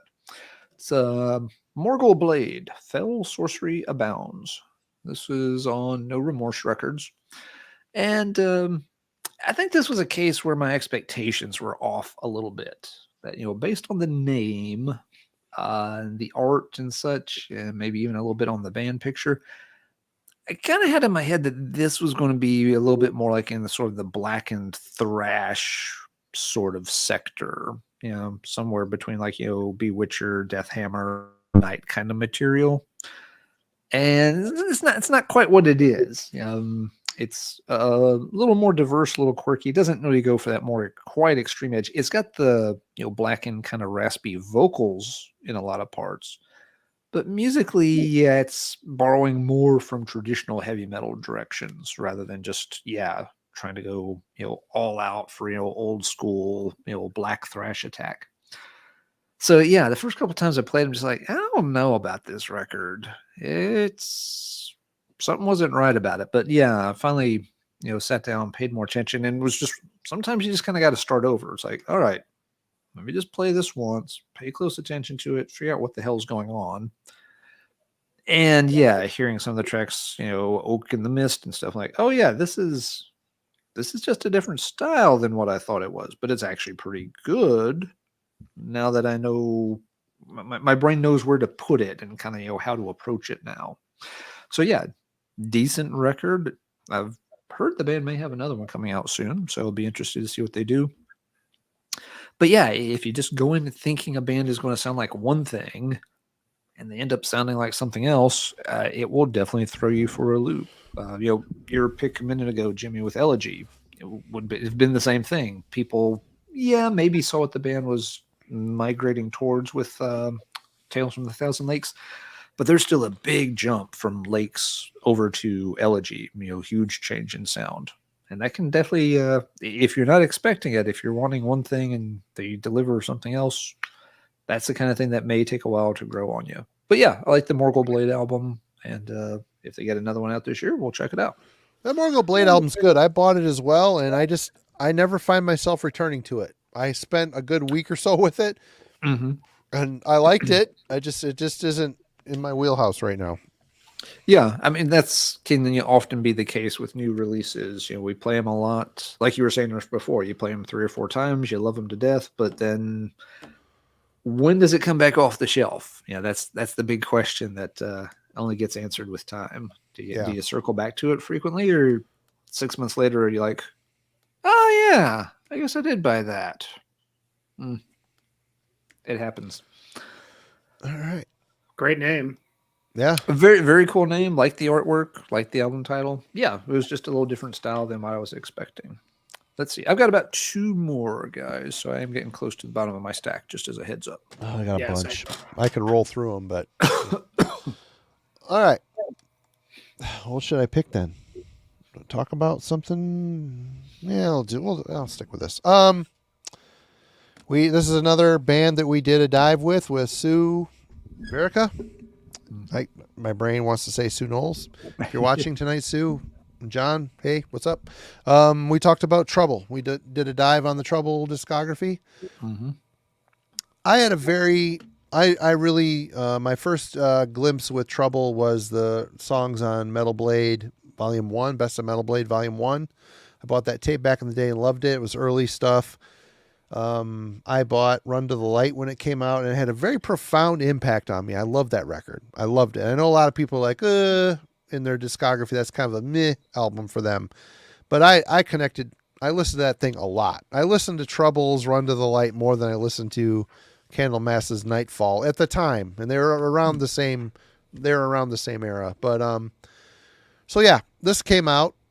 I devoured it. Bought the tape the day it came out.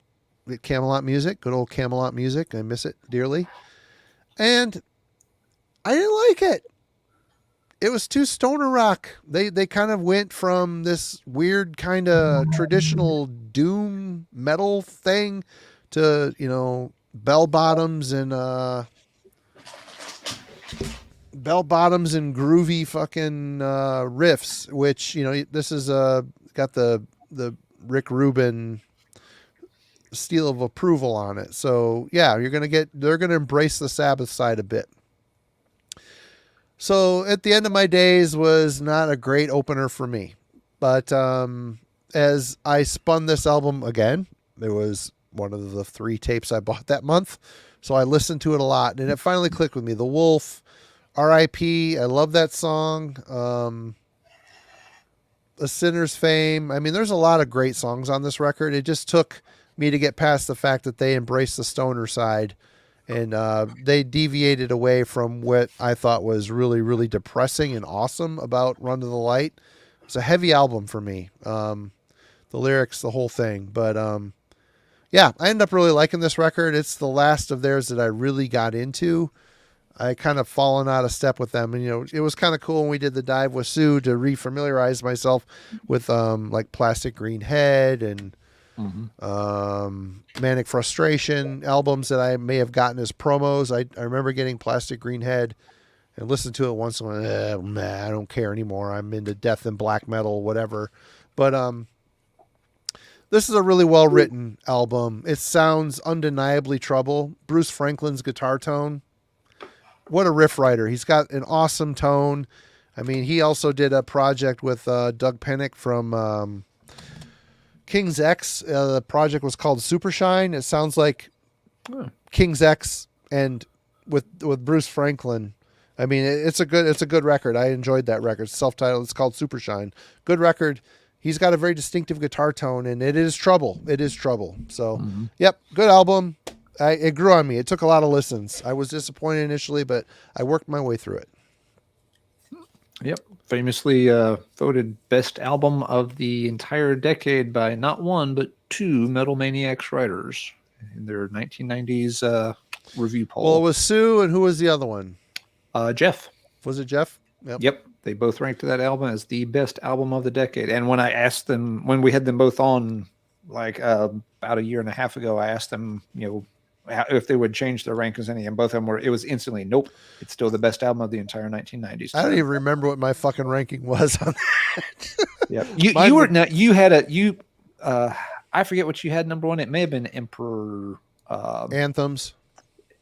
I don't know if it was Anthems or Nightside. I think it was Nightside, maybe, and I think you mentioned that you would probably slide that down a few slots now, but both Jeff and Sue put it at number one, and here we are 23 years after the fact, they still have it at number one. And it's always easy to say I would not change a thing. It's because they don't want to redo the damn list. Because if they started, if you could erase the list would be different. It just would be. Anyway, whatever. I challenge them on that. That's I call horse shit. I'm sure if they redid like the whole list, there would be some differences. Yeah. But no, they were both. It was because there wasn't any hemming or hawing. Or they were both like, nope, I still think that is the best album of the decade. I was curious just because sometimes you don't hear certain albums until a lot later. It's like, oh, this album came out in '98, but I didn't hear it until 2005, and now it's my favorite. But yeah, they haven't found any new favorites. What's up, John? Talking about you. Yep. He must have been sneezing and knew something was up. You said his name 3 times. He's like Beetlejuice. He shows up. All right, Jimmy. That's good, man. That's regrettably, that's a band that I'm just not familiar with. I just never, whatever reason, have not delved into them, and I'm probably going to need to. I know how much everybody loves Trouble, and I don't have any frame of reference here. I would say Run to the Light. I would say start with Run to the Light. I know many would say no, that is not the way to go. But what would you recommend, Alan? That's a good question because the band has a couple of different phases, as you've mentioned, Marty. I would probably just go with the original self-titled album if you wanted to hear their 80s sound. The Tempter is a good song. Yeah, there's a lot of good ones on that one. If nothing else, that one's got a lot of the quote-unquote hits, so you'd be familiar with that. If you wanted to hear the 90s sound, I would go with Plastic Greenhead. That one's got a few really good songs on it. It's got a few odd choices, too. It's not a perfect album, but that would give you a little better view of the psychedelic end than like the self-titled that you just showed, Marty, has some of that, but they went a little, they embraced it a bit more whole hog after that. I've always almost thought of that album as a transitional album from. There's a lot of Beatles on here too, Beatles and Sabbath and all that stuff. Oh yeah, there's some of that. They've always had some of it, but I'd probably pick the original first album or for the '80s and Plastic Greenhead for the '90s. You could do Manic Frustration for the '90s too. Those albums both. We'll show you what the sounds are like. All right, cool. Yeah, I mean, I've always been kind of like reluctant when it comes to like Sabbathy influence type bands. You know what I mean? Yeah. Like, because I could have even showed you showed a Sabbath record. I could have showed fuck the first Sabbath record, which I love for sure. But I mean, like, I Mhm. took a lot. Look, you know, I came up, you know, in ninth grade, getting into Metallica and Megadeth, and you know, wanting to get into more extreme stuff. I was sniffing at Sabbath and Mhm. like older or priest or you know all those things. Like I didn't find like an appreciation for that kind of stuff until I got a little bit earlier, so older. So maybe it's time for me to like kind of go to things like that, you know, because like if I even as I got older, I was always reluctant to go. If I'm going to listen to something Sabbath influenced, I may as well just listen to Sabbath, right? Because everything is Sabbath influenced in a way. You know, if it's just going to be a carbon copy of Sabbath, not saying that they are whatsoever, but because I Mhm. don't, but I would like envision that that's what it's going to be, and then subsequently I would just like not want to really just go down that route. You know what I mean? Mhm. Yeah, no, I mean it's not going to be for everybody. And Mhm. yes, Sabbath's the obvious easy touch point just to get you started in the right direction. Mhm. But that's not for everybody. Ken over at the Death Metal Crypt, famously, he a huge Chicago metal guy. He can't get into trouble to save his life. He's just like, I'm sorry, I just don't like him. Yep. So, but I mean, he doesn't like he's not as into the the Black Sabbath kind of vibe in metal. So it makes sense that then Trouble would be a hard sell for him, and that's quite okay. Yep. Yeah. Well, there's hope for me. I mean, I'm starting to get into cattle mass finally, so that's another one that I What's your gateway to them? just the Epicus Dumicus Metalist. Is that the one? No, Yeah, that's a fair place to You start. gotta get that Nightfall. one and the next one. What's the next one? Nightfall. Nightfall's after Yeah. that. Yep. Mhm. Yeah. What an album! Wow. Yeah. Well Because then, that was the two different singers, right? There Yep. was Mhm. Messiah, and there was what was the other guy's name?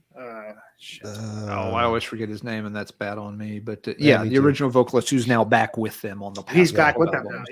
Yeah. Yeah. My buddy said he saw them play in Philly. It was like last year, I think, and he said I think they did.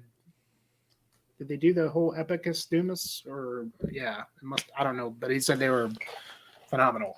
I mean, they sounded Mhm. just as good as they ever did. Yeah, Well, they still Epicus- sound really good. They're just their newer albums. The songs just like so many veteran bands. They're kind of the albums feel a bit interchangeable, like what you were talking about with Amorphous earlier, Jimmy. It's just like they've kind of gotten into their lane. They stay in their lane, and after you've heard them do it so many times, it's really hard for the new tracks to have the same sort of resonance because they just kind of keep redoing them. Yeah. Ultimately, the new albums are just a symbolic gesture anyway, because they go out live. People want to hear, Bewitched. They want to hear, they want to hear all the old, Freebird. they want to hear the classics. Yeah. And so yeah, you do your best on the new albums. If you know in your heart of hearts that it's not going to stand up with your first four records, it's okay because you're going to play most of the shit from the first four records anyway. So Yeah. Mhm. I don't know, but yeah, Nightfall you need, Tales of Creation, great album, Mhm. Ancient Dreams, those are all really good records as well, for sure. Yep. No, there's lots of good. Yeah, I mean, even lots of their later ones are still quite good from different eras. They've Yep. always done well. We've done that catalog before with Yep. Jurgen. Yep. King of the Grey Islands is my a later day favorite with Rob Lowe, and but he didn't write the vocal harmonies for that, so it's a really good record. Anyway, yeah, Jimmy, you're up. Cool. Yeah, a little bit different, but yeah, this one took a long time for me to really appreciate, and it's become one of my favorite records of the band. I'm a huge Catatonia fan, and Discouraged Ones, their third record, and I loved the Death Doom stuff. I shouldn't say I loved them. I came back to those after I got into Catatonia with later stuff, but this was the record that they really kind of changed up things and really kind of moved away from what they were doing with the first two albums. And this, when I first heard it, I just thought it was boring and just, I don't know. I didn't like the production of it. Yeah, that, murky. It felt very like like they're obviously going in a certain direction, and this is just they're obviously going to do it better later, so it's really not worth listening to, is what my thought was at the time. And it took me going to do a deep dive, I think with Jeff like a year or two ago, when I went back to this album and realized how much I loved it. And this is the most miserable piece of music I've ever heard. It is absolutely depressing. This is the album that the band earns their name, Catatonia, because it's just so fucking like depressive and just miserable. And I really think that Jonas, like going back to it and really giving it its due, I felt that like he really came into his own as a vocalist. I mean, it's easy to like, just say that this is just pure The Cure worship, and it kind of is in a lot of ways, but it's like a heavier version of The Cure. But man, I mean, they've always been a depressive type of band, and they kind of went a certain direction in later records that kind of they had this sort of trademark sound, and Jonas kind of progressed as a vocalist and became a lot less reluctant, whereas here he sounds pretty reluctant. But Tonight's Decision, this to me was the turning. Now that I've gone back and appreciated it, is the turning point for this band into going somewhere else, and they don't sound like this anymore. But an absolutely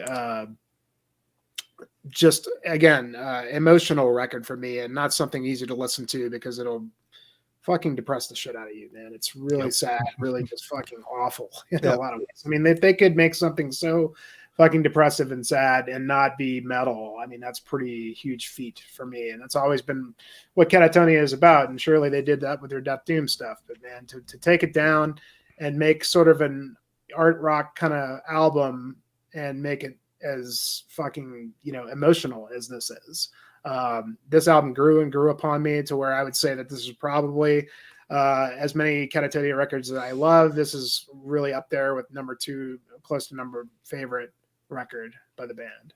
But great stuff, man. It's Brave Murder Day for me. Sure, absolutely. I mean, but I like the Dance of December Souls too, where they're more black doom. I like that stuff too. They're fucking Ackerfeld on Brave Murder Day, man. That's just like the penultimate death vocal. Marty, another northern band where the first 3 albums don't really sound like one another. Nothing alike. I know, it's crazy. I really wish they would have done like another album in that black doom style, because it was good. Oh yeah, with the songs like Without God and For Funerals to Come had a lot of cool. That EP had a lot of great shit on it. I mean, they could have done one more full length in that vein and been okay. The story of No at the time was always that he just recording the first album, he just ruined his vocal cords. That he really seriously messed up his throat. And that was why they had Ackerfeld do a lot on Brave Murder Day, was that he said, I can't sing like that anymore. It makes sense too, because if you hear his vocals on that first record, it's like, wow, he really shredded that. He did. I mean, it's and I think that they wanted to go in the that with Jonas being the front man, the clean vocal direction is, I guess it kind of just, that's how they quickly just evolved into this. But I mean, personally, I didn't really dig, like, even the follow-up to this weren't as good as this for me. But I don't know, man. I liked it. I jumped off that band, Last Fair Deal Gone Down. I listened to the shit out of that. I love that. Like, My Sweet Nurse, what a great song. I mean, I haven't listened to that album in years, and then that song, the chorus pops into my head. It's so well written and catchy. After that, I kind of stopped caring, because they kind of fell into a lane and they stayed in it, and they got really redundant. Oh, another album influenced by The Cure. Not as good as The Cure, but still The Cure, I don't know. Yeah. To me, I've said this before, I'm sure, but they parallel what Sentence did a lot to me, where they tried a lot of different styles early and did them very well. And then they both kind of settle into this kind of, sad rock thing. And I just wasn't that interested. Discouraged Ones I love, but for me, that is the last Catatonia album I need to own.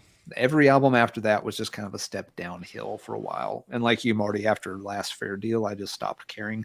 Yeah. I have heard one or two of the albums since then. It's a band I'll check on every now and then.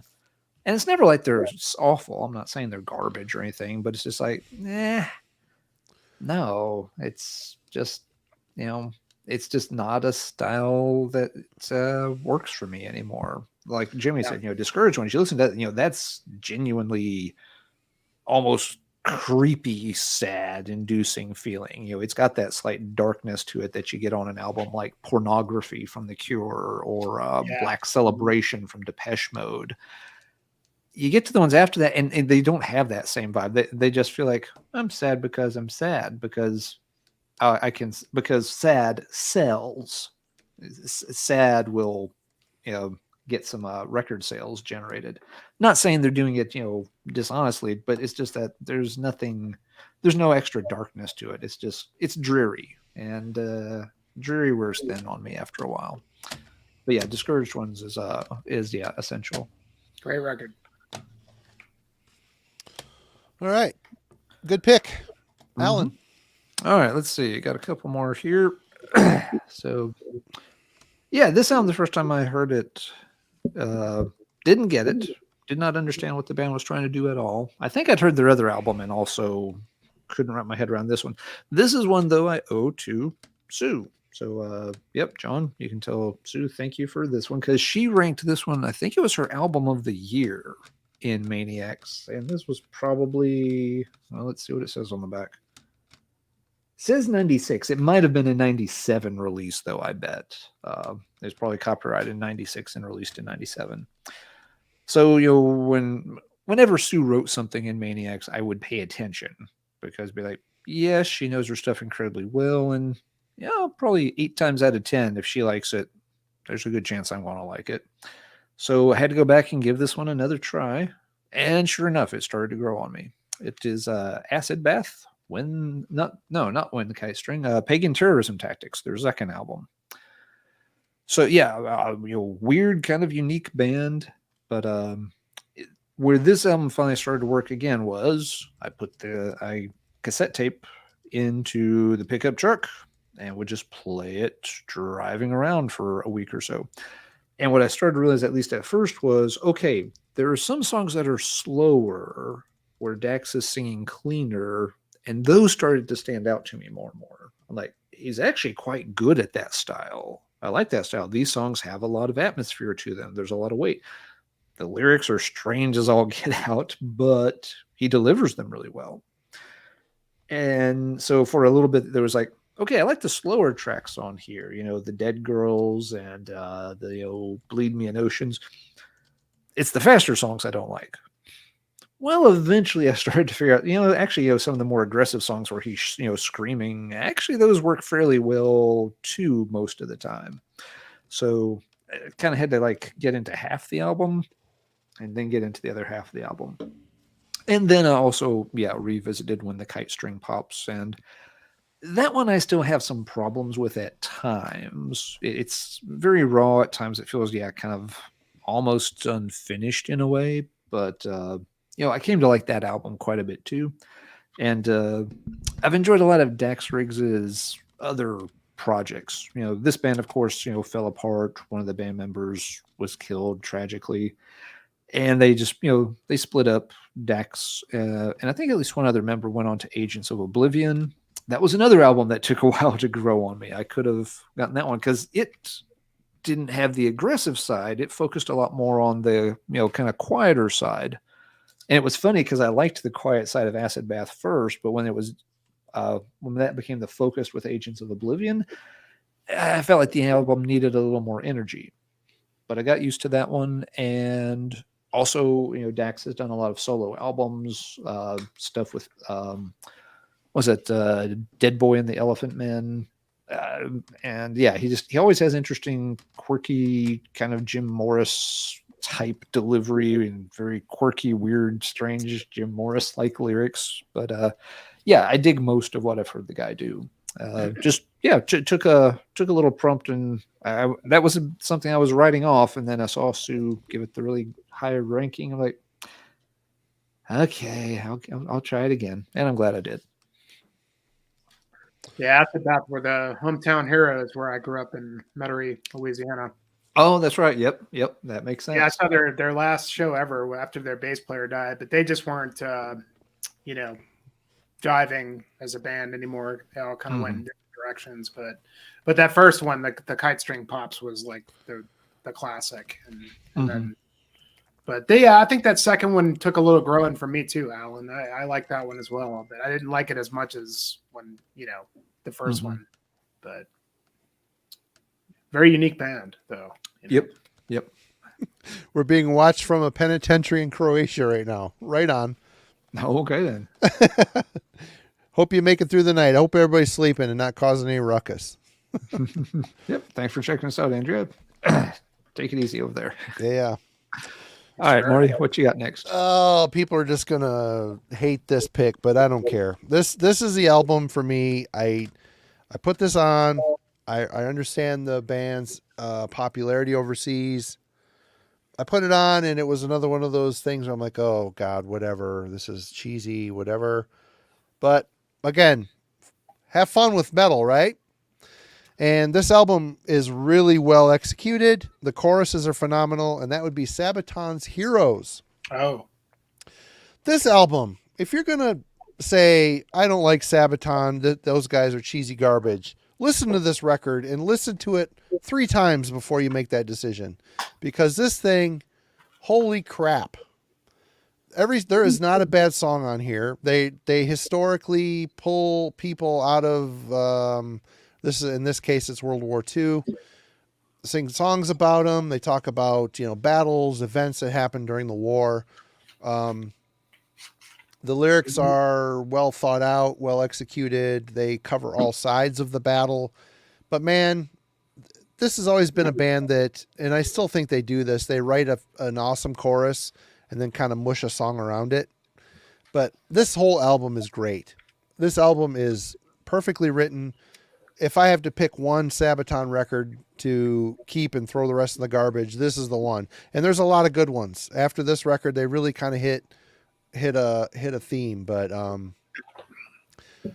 oh my God, Ballad of Bull, Inmate 4859, No Bullets Fly, Night Witches, Soldiers of Three Arms. There is not a bad song on this record. It is just, I put it on, and this is an album I will put on and listen to 3 times in a row and have to force myself to take it out of the CD player so I don't get sick of it. And my kid loves it. Let's put on Heroes.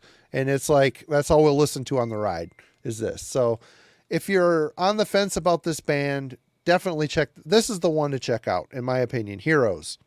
It's so freaking good. It's power metal, but it's not the soprano, the operatic. It's more of a macho type of power metal. But God, it's so good. And I'm just saying. Anyway, I had to get through a barrier with it though, and realize that okay, it took a couple choruses. They caught on the earworm. The earworm's a big thing on this one. What do you guys think? Are y'all Sabaton? I'm kicking myself, Marty, because the last time we talked, we were talking about Sabaton, and I meant to check them out, and I fucking forgot. So I just put that on my Spotify. I'm going to listen to it tomorrow. Dude, this is the one. You described it, I'm probably going to love it. I'm sure. It's so freaking good. Yeah. I've heard some songs by them here and there, and so far they strike me as something like I can like them for a song at a time, but I don't know if I started stringing songs together if they would interest me like over the duration of an album, because it's always like, all chorus, all poppy, all, always, this kind of, it's always, way up here, in your face kind of thing. So like, cool song, but I don't want to hear it again right now. There's a simplistic poppy structure to this stuff. Yeah.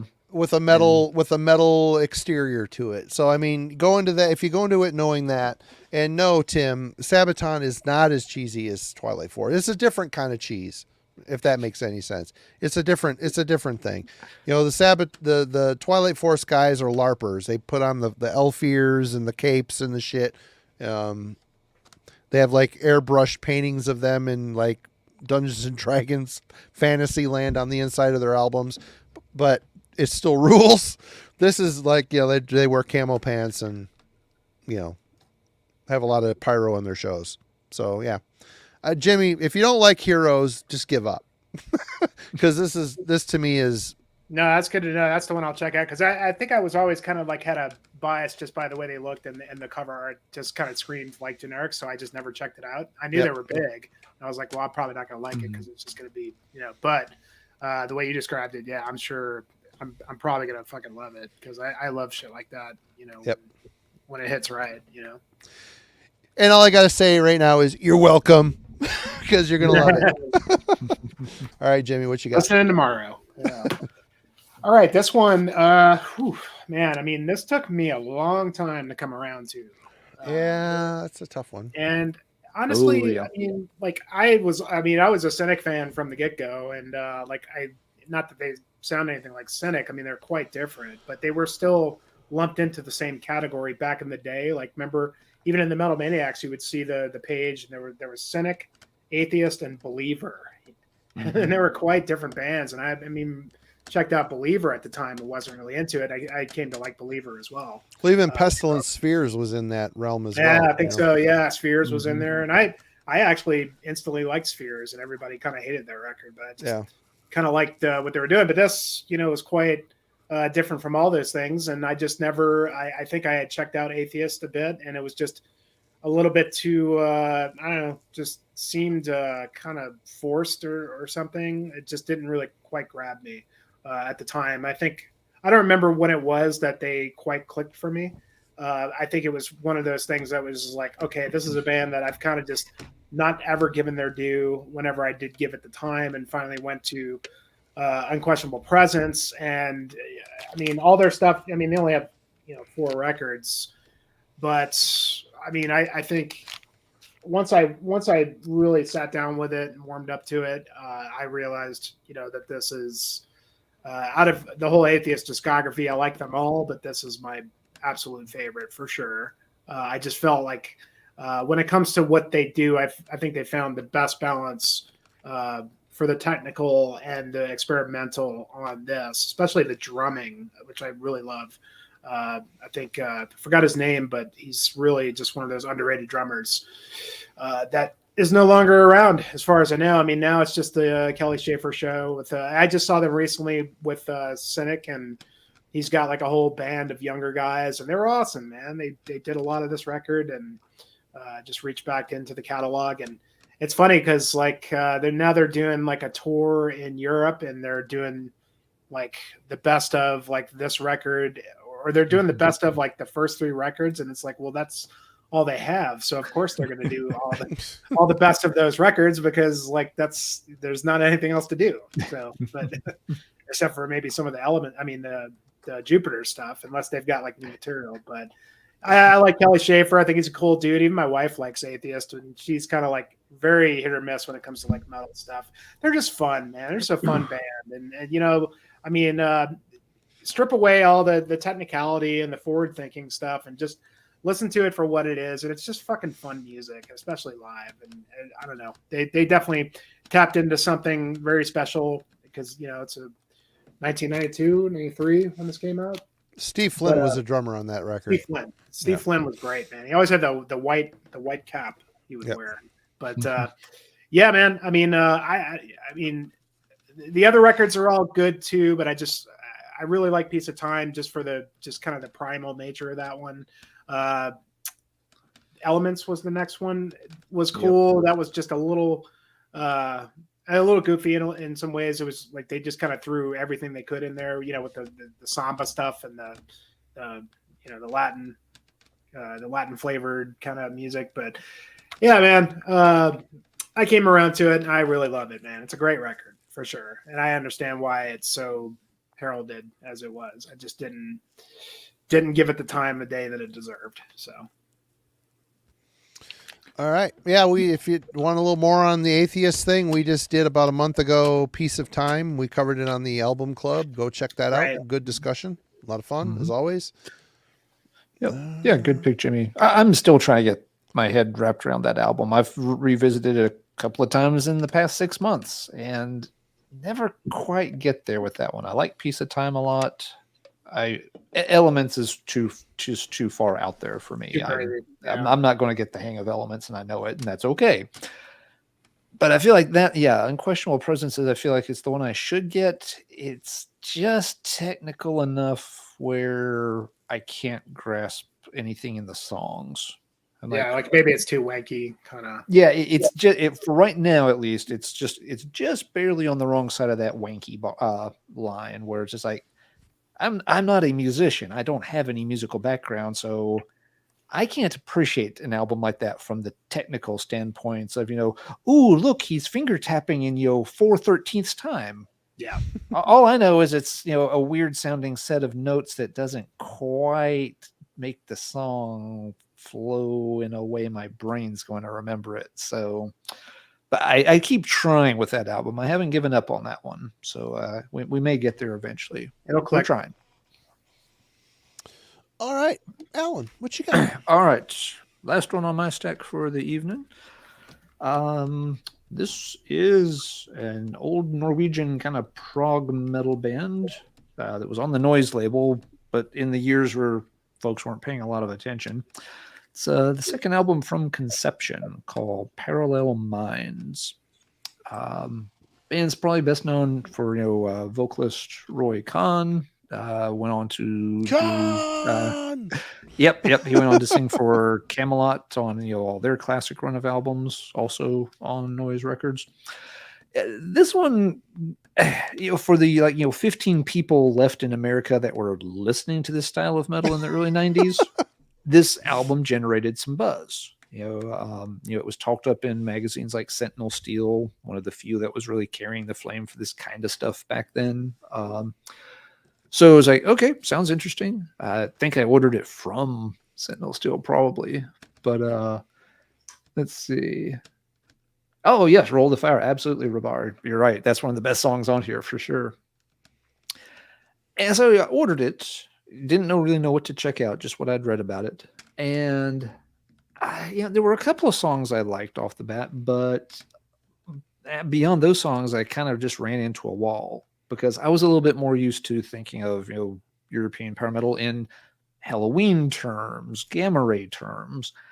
And that's not what Conception does at all. Again, they lean a lot more towards the progressive side of things. It's a bit more lightweight in construction. You're not getting tons of double bass drumming and big flashy solos all over the place.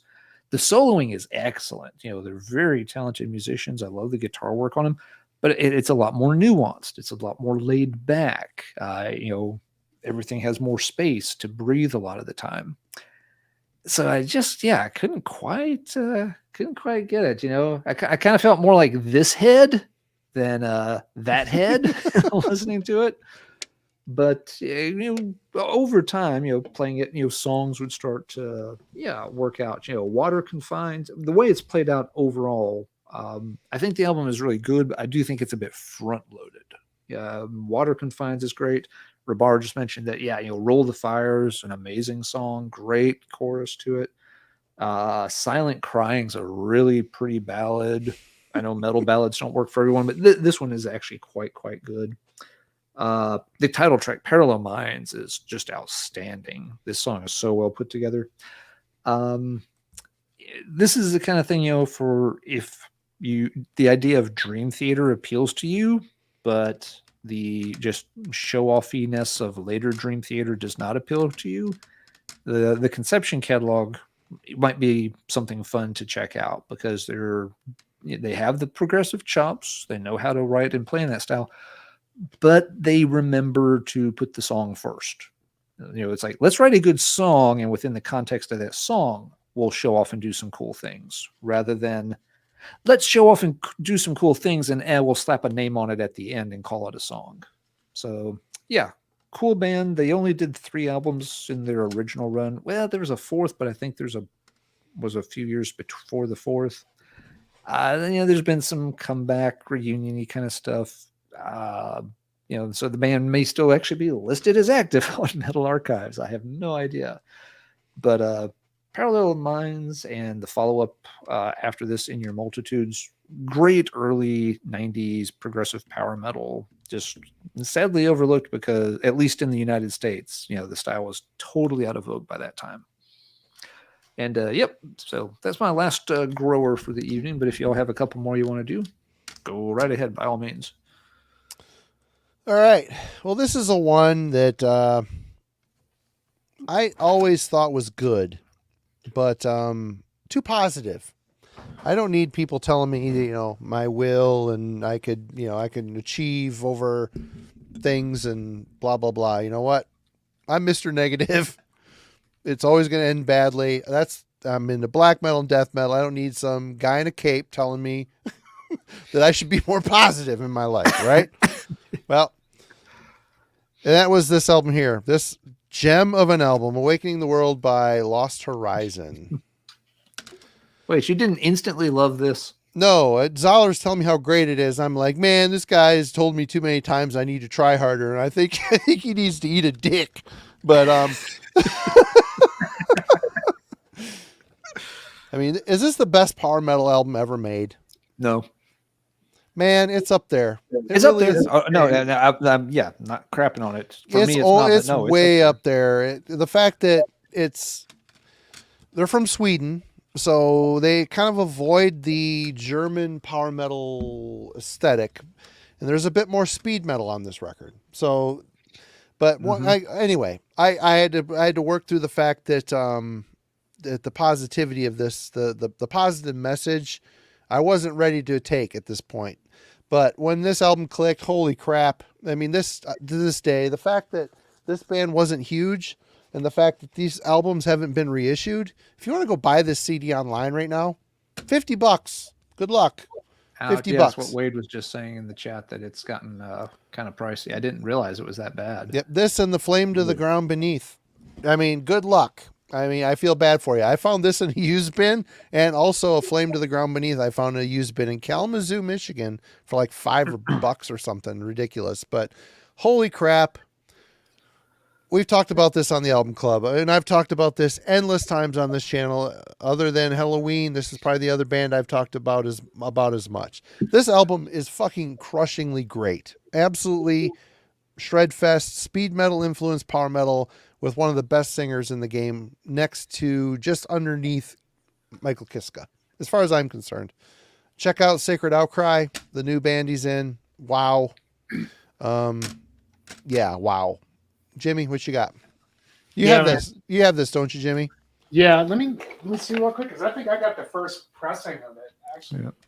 And something for people just to keep in mind too. Yeah, it always stinks when something like that's out of print and gets kind of pricey, but shop around, be patient, check places other than eBay and Discogs. I found the second one, Flame to the Ground Below, within the past 2 years for like $8 online. It was just a smaller vendor who didn't who doesn't have a Discog storefront, but poking around those things, it's not going to happen every day, but you can find some good deals if you're willing to dig for them and be patient. I think this is the same one you've got, Marty. The Koch Records, Music for Nations. Yeah. I mean, I don't know how many times it's been pressed. I have no idea, but I know it's out of print. And I don't think they've done any. I mean, unless it's not on vinyl, that's for sure. I mean, I don't think it is. At least you might be right. I'm somebody's going to do it at some point. I mean, Welcome Back is an awesome song. The best song on the album. That Lost Horizon is oppressively positive. It is. That's a good way to put it, actually. It's a lot to take, Dude, like the intro to Sworn and the Metal Wind, the third track, I mean, the gallop, and it's just so fucking perfect. Like, it gives me goosebumps every time I hear it, Yep. Every single song on here. Welcome Back. Oh my God. The solo in Welcome Back is like, I suck at, I used to think I was a pretty awesome air guitarist until I tried to play along with that solo. Oh, but yeah. World Through My Fateless Eyes. Oh my God. Fucking incredible. It's like a nipple hardener. Yeah. It's just, I don't know. They had the best melodies, the catchiest. I mean, just awesome instrumentation. Like, I don't know, it's a perfect record. I mean, and the follow up was good too. It's not as good, but it's just as good. It's a pretty little. It's close, more synth you know? heavy. Yeah, I like the it wasn't first one as, better like, though. catchy. It wasn't as catchy, but it's still fucking awesome. And Yep. man, I wish this band was still around. I love that Sacred Eye Cry. I mean, it's the next best thing. But Yep. yeah, dude. I mean, that's it. Man. That's the one. You know. Yeah, I just checked. Discogs does not show any vinyl pressings for either of them, and they don't show any official reissues since 2012 and 2014. So looks like it's been out of print for about a decade. Both have been out of print for at least a decade, other than maybe some less than official versions that have come out. But yeah, shop around, be patient. You can save yourself a lot of money. It's frustrating, I know. Sometimes you want it, you want your burrito and you want it now, but sometimes we don't. You can save a lot of money on that burrito if you poke around the internet. I got both of my copies in Music Express in Kalamazoo, Michigan, in a used bin. Mm-hmm. That's luck. Yeah, I got lucky, and that was a long time ago, so it wasn't too far out from when they were released. So I got lucky. But Yep. this is awakening the world, Wade. Awakening the World. The second album is called A Flame to the Ground Beneath, which is a great record as well. The song Pure, what a great song, man. Holy crap. Yeah. And it's easy to kind of like pass over this one because the artwork is so like kind of goofy. It's so stupid. Yeah, the capes and shit. And their names are great. You know, there's Cosmic Antagonist, Ethereal Magnanimous, Preternatural Transmogrifier. That's a great name. Yeah. The guitar player for this band was also in the death metal band called Luciferion. I've got the one album with the Dolly cover on it, and there's a couple like music breaks in a couple of the songs that sound like Lost Horizon. So you can tell where it came from, you know. Didn't that dude do like a lot of production work too? Like I think he had a studio for a while or something. I forgot his name, but yeah, man, that's the shit, man. So good. Somebody's gonna repress it. I mean, it's gonna get a vinyl pressing at some point, surely. And my kid loves it. So he'll get in the car and he's like, he pulls up. I let him be the DJ. He pulls up and this album starts playing. I'm like, I've done good as a father. His grades suck, but his musical taste is fucking awesome. anyway, Jimmy. Well, his musical taste will further inform his grades to come. I hope so. You know? Let's hope. Fingers crossed. Well, I saved the best for last for me, at least, because this is one of my favorite records of all time. And, you know, it really needs no major discussion or anything. But honestly, I thought this record sucked when I first heard it. Sucked? It doesn't. Yeah, okay. Well, the reason why I thought it's a lot to take. I wasn't into black metal.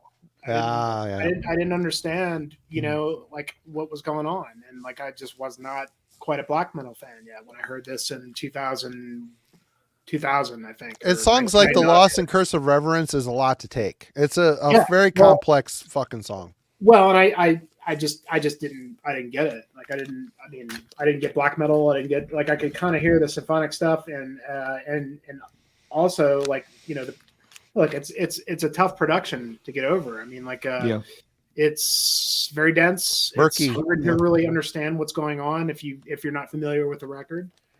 It took me seeing the Imperial Live Ceremony DVD to understand this band. At the time, this was years ago, but once I saw Imperial Live Ceremony and I saw them play some of these songs live, it clicked. And then there was the drum cam of Trim, and there was just everything just sounded a little bit easier for me to digest, at least until I finally understood the record, listened to it quite a bit, and then now it's sunk in and I can hear what was going on because it's not readily apparent the first time. But so I know that doesn't really make sense. I mean, because anybody would have probably picked this up if you're a black metal fan and instantly loved it, you know. But you know, for somebody that didn't have the ear for I mean, I was just a fucking idiot expecting everything to sound perfect, everything that I heard, so that, you know, I didn't have to work for it. You know what I mean? You know, tough productions like this, you got to work for it, you know? I mean, strapping in lab, we talked about that. You got to work for that a little bit to really understand what's going on in the mix, and this is no exception. And so, I mean, since then, I mean, this is one of my favorite records of all time for sure. It's certainly my favorite Emperor record. I love all the Emperor stuff, but this one is a very special piece of music, and you know, has never been topped as far as I'm concerned. And everything about this is perfect from start to finish. So, I interviewed Isan back in the day when that record came out. I interviewed him for Worm Gear on the phone, and we were talking about the depth of the record. And he's like, "There's some parts in this album where there's 15 synth layers. That's a lot. It's too much." And he's like, "It's not hard for me to." He's like, "I can just hear it and vision it. It's not hard for me to layer stuff on top of each other, more orchestral.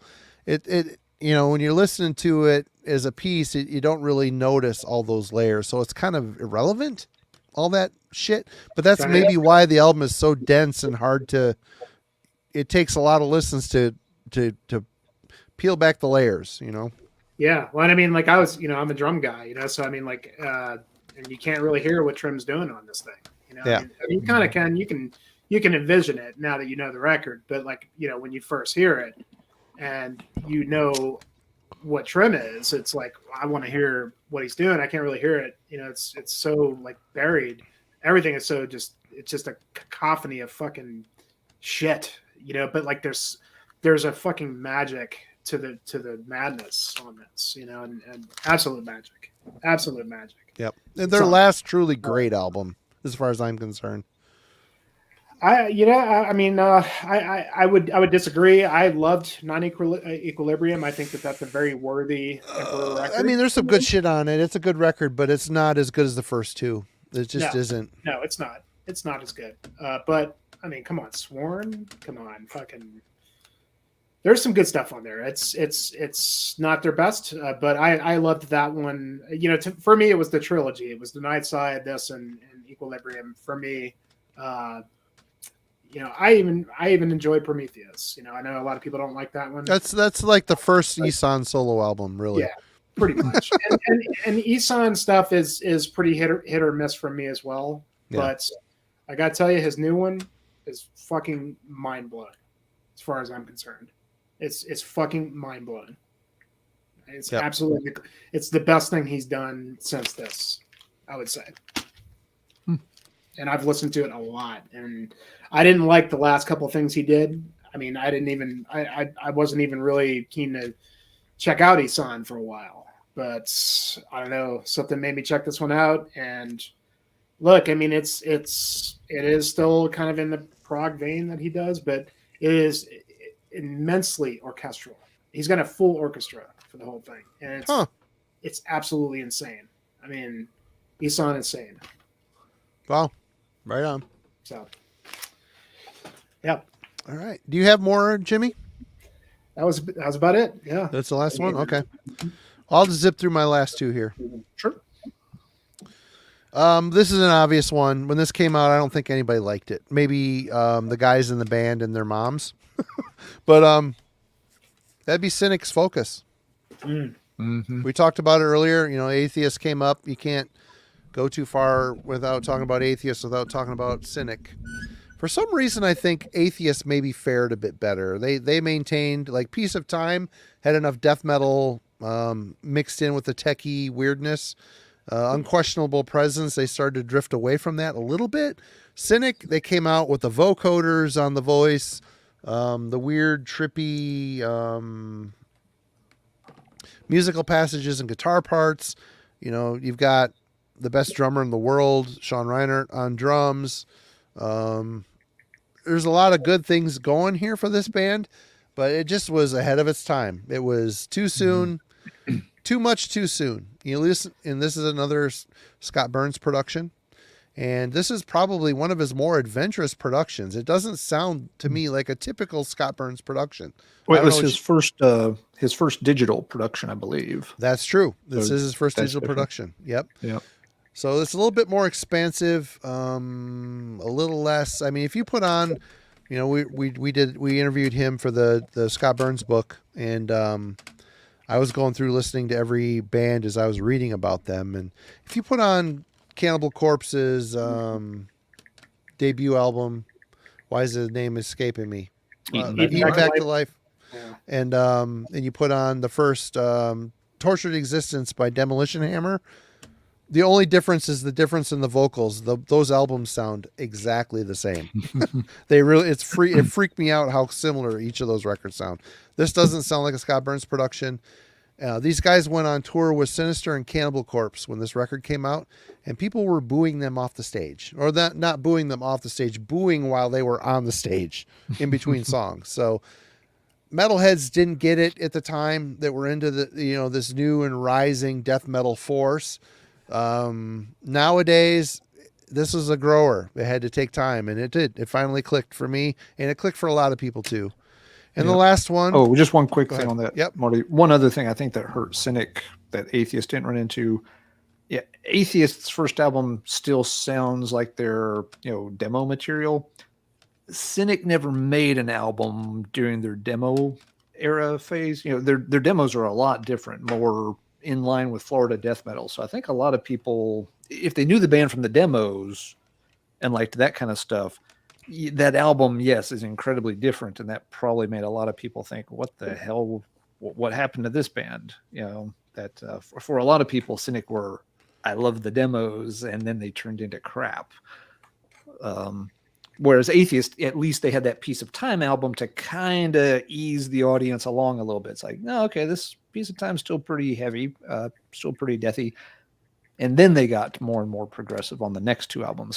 Cynic didn't have that death metal purist album. They had three death metal demos, and they were signed on the strength of those demos and put out a record completely unlike those three demos. Exactly. And I think that just threw some people, so even some of the folks that were fans of the band got thrown for a loop by how different it ended up being. But sorry, go ahead with your No, one. good. Last but not least, this is the only album from this band I had. I got this as a promo from Roadrunner back in the day. Ended up liking it due on the catchiness, and that was October Rust. Yeah. This is, I think every metalhead, this is their Barry White album. They have to have one sweet love making album in their fucking collection. This is the one. So yeah, fine and dandy. I heard other typo records. I didn't give a shit. This just had an aura of earworm catchiness. I dug. Then I read my buddy Jeff Wagner. Third time I mentioned him in this stream tonight. Cheers, Jeff. If you're watching, you're probably not. He wrote a book about Peter Steele's life called Soul on Fire. And I read that book because he's my friend. I wanted to support him, and I felt like I got to know the guy, and I got to read about the perspective behind the man and the music, and it made me go and revisit the Typo Negative collection, and I ended up buying the whole thing, and I have a completely newfound respect for this band. Especially this record, Headbangers Ball, Black Number 1. I thought that was cheesy, stupid, interesting, unique. Yes. I came from Carnivore. I don't even own the first Carnivore record, but I bought Retaliation when it came out, and I love that record. I love that record. I'll get the first one eventually, but this is not Carnivore. I know Slow, Deep, and Hard was the transitional record from Carnivore to this, or Origin of the Feces is another one of those. But this record is the one where I first heard it. I saw the videos online. I thought it was cheesy garbage, cheesy goth girl garbage. I'll say it. I'm not scared. But now I put this on. I get it. I think this album is weird. It's scattered. It's not really consistent. They kind of jump around. If they would have adjusted the flow of this track listing, it would be better. But I get it. I think it's good. And after October Rust, the albums that came out after that are all great. And I don't know why I was so resistant to checking all that stuff out. It took Jeff's well-written book. I've learned so much from reading that guy and knowing that guy over the years, and seeing how he edited the shit that I submitted to him for the magazine. I learned how to be a better writer from that guy. So I'm always going to buy and read, even if it's a band I don't give a shit about. I'm going to buy his stuff. And he turned me on to a band that I could care less about. I had one album and I was fine with that one album. Now I have their entire collection, and it's been good. I've revisited it often. So their Typo is one of those bands where I needed that extra little push, and Jeff gave it to me. So absolutely. Yeah. Yeah. So that's it. Everybody else is out of bullets. Is that it? I think we are done. Well, 4 hours, I guess we should be. It flew. Yeah, exactly. It's always a fun discussion. Indeed. But yeah, thanks to everybody in the chat for hanging out. Good to see some new faces and lots of old faces. Hope folks have enjoyed the show. Yeah, a lot of fun. And Jimmy, again, thanks for bringing the topic to the table. And good to see you as always. You have anything coming up that you want to tell people about in the future here? Yeah, for sure. Some stuff coming up. I just want to say, as always, thank you guys for inviting me and having me on. It's always a fucking blast. Yeah, absolutely. I was just, it's always fun just like getting ready for these things and like going through the collection and looking at stuff, because it also like brings up stuff that like maybe I haven't listened to in a while. It's like, okay, I need to go back to that, or just it's. I think that's why everybody like loves this show, is just it's because it just gets you excited about music, and just wanting to just go and check stuff out again and just get excited again. And that's make kind you of want to listen to shit you haven't listened to in a while. Yeah. Check out new stuff, old stuff. I mean, everything. It's just it's a testament to why we love this stuff so much. So, but I appreciate you guys. The years. Hopefully, like I said, I'm just gonna keep trying to kill it with these videos, man. I'm gonna keep trying to make the production better and better, and make it more cinematic. And I'm gonna buy some new equipment, hoping to incorporate a drone at some point and like get some really crazy footage. And so that's just trying to step the channel up and make it fun, and hopefully people enjoy that stuff and get some joy out of it. So I know I do. So I'm glad that you guys recognize that in me as well. So love your channel. It's unique to me on all the stuff I watch on YouTube, and you're always so awesome on these shows. And again, we'll get you on again for sure. You're on the short list. I know you've been busy. You've had a lot of changes going on, so that's cool too. So absolutely, anytime, brother. Right on. Alan, do you have anything to add? Tuesday, what's coming up on Tuesday's Let's Talk Metal episode? That's a good question. I had something planned, but I think it's going to have to wait another week. So what have I got to take? Oh, actually, I've got a weird book I will probably be reviewing. It's a collection of short stories based around... You're probably just going to have to watch it. It's hard to explain, but bottom line, if you like death metal, gore, horror, and slapstick comedy rolled into one with a heavy dose of paleontology, you'll like this. Sounds amazing. It's a weird book. But Alan is one of 4 people in the world that have bought this book, so definitely go check it out. And maybe 5. There's at least 5 of us, but right. Yeah, it's an interesting one for sure. But yeah, we'll cover that this week, and I'll put my other topic. We'll just have to be pushed back 1 week, but it's all good. Right on. No, I've been doing a lot of book reviews so far this year, but I read a lot over the holiday break. So it's been just a good chance to let people know about some of the other things that got pressed and released late in 2023. Right on. And a brief glimpse into show notes. We got some reviews coming up. I can't remember the reviews. I know Alan submitted something, and I've got something from... Yeah, there's a lot of stuff coming out and about to come out, so the hits keep coming. I don't remember whose review is sitting in my queue waiting to be edited. Sorry, I'm a little tipsy at this point. And Wednesday night, TJ he flipped the script on our format. He wanted to pit 2 short albums against each other. We'll give them the album club treatment, and then decide which one we like better out of the 2. So we're going to be covering Warp Chamber's Implements of Excruciation up against Nail's You Will Never Be One of Us. Both of these are under a half hour long. You figure we usually talk about these long-ass albums. Let's cover 2 short albums, and then at the end decide which one's better. So The deal. idea, man, L Teej in his sex dungeon is Good old Tej. drop the bomb on us. So we'll figure it out. It's gonna be fun. Always a good time. Next Friday we're wide open. We don't know yet who's gonna be here, but we'll figure it out. We'll be here next Friday for all you folks. Again, everybody all over the world, thank you for joining us. We always have a great time. Check out Let's Talk Metal. Check out Future Ruins with Jimmy. And yeah, man. We'll see you next week. Everybody have a great one. Have a great weekend. Bye. Cheers, guys. Everybody take care. Parade wave.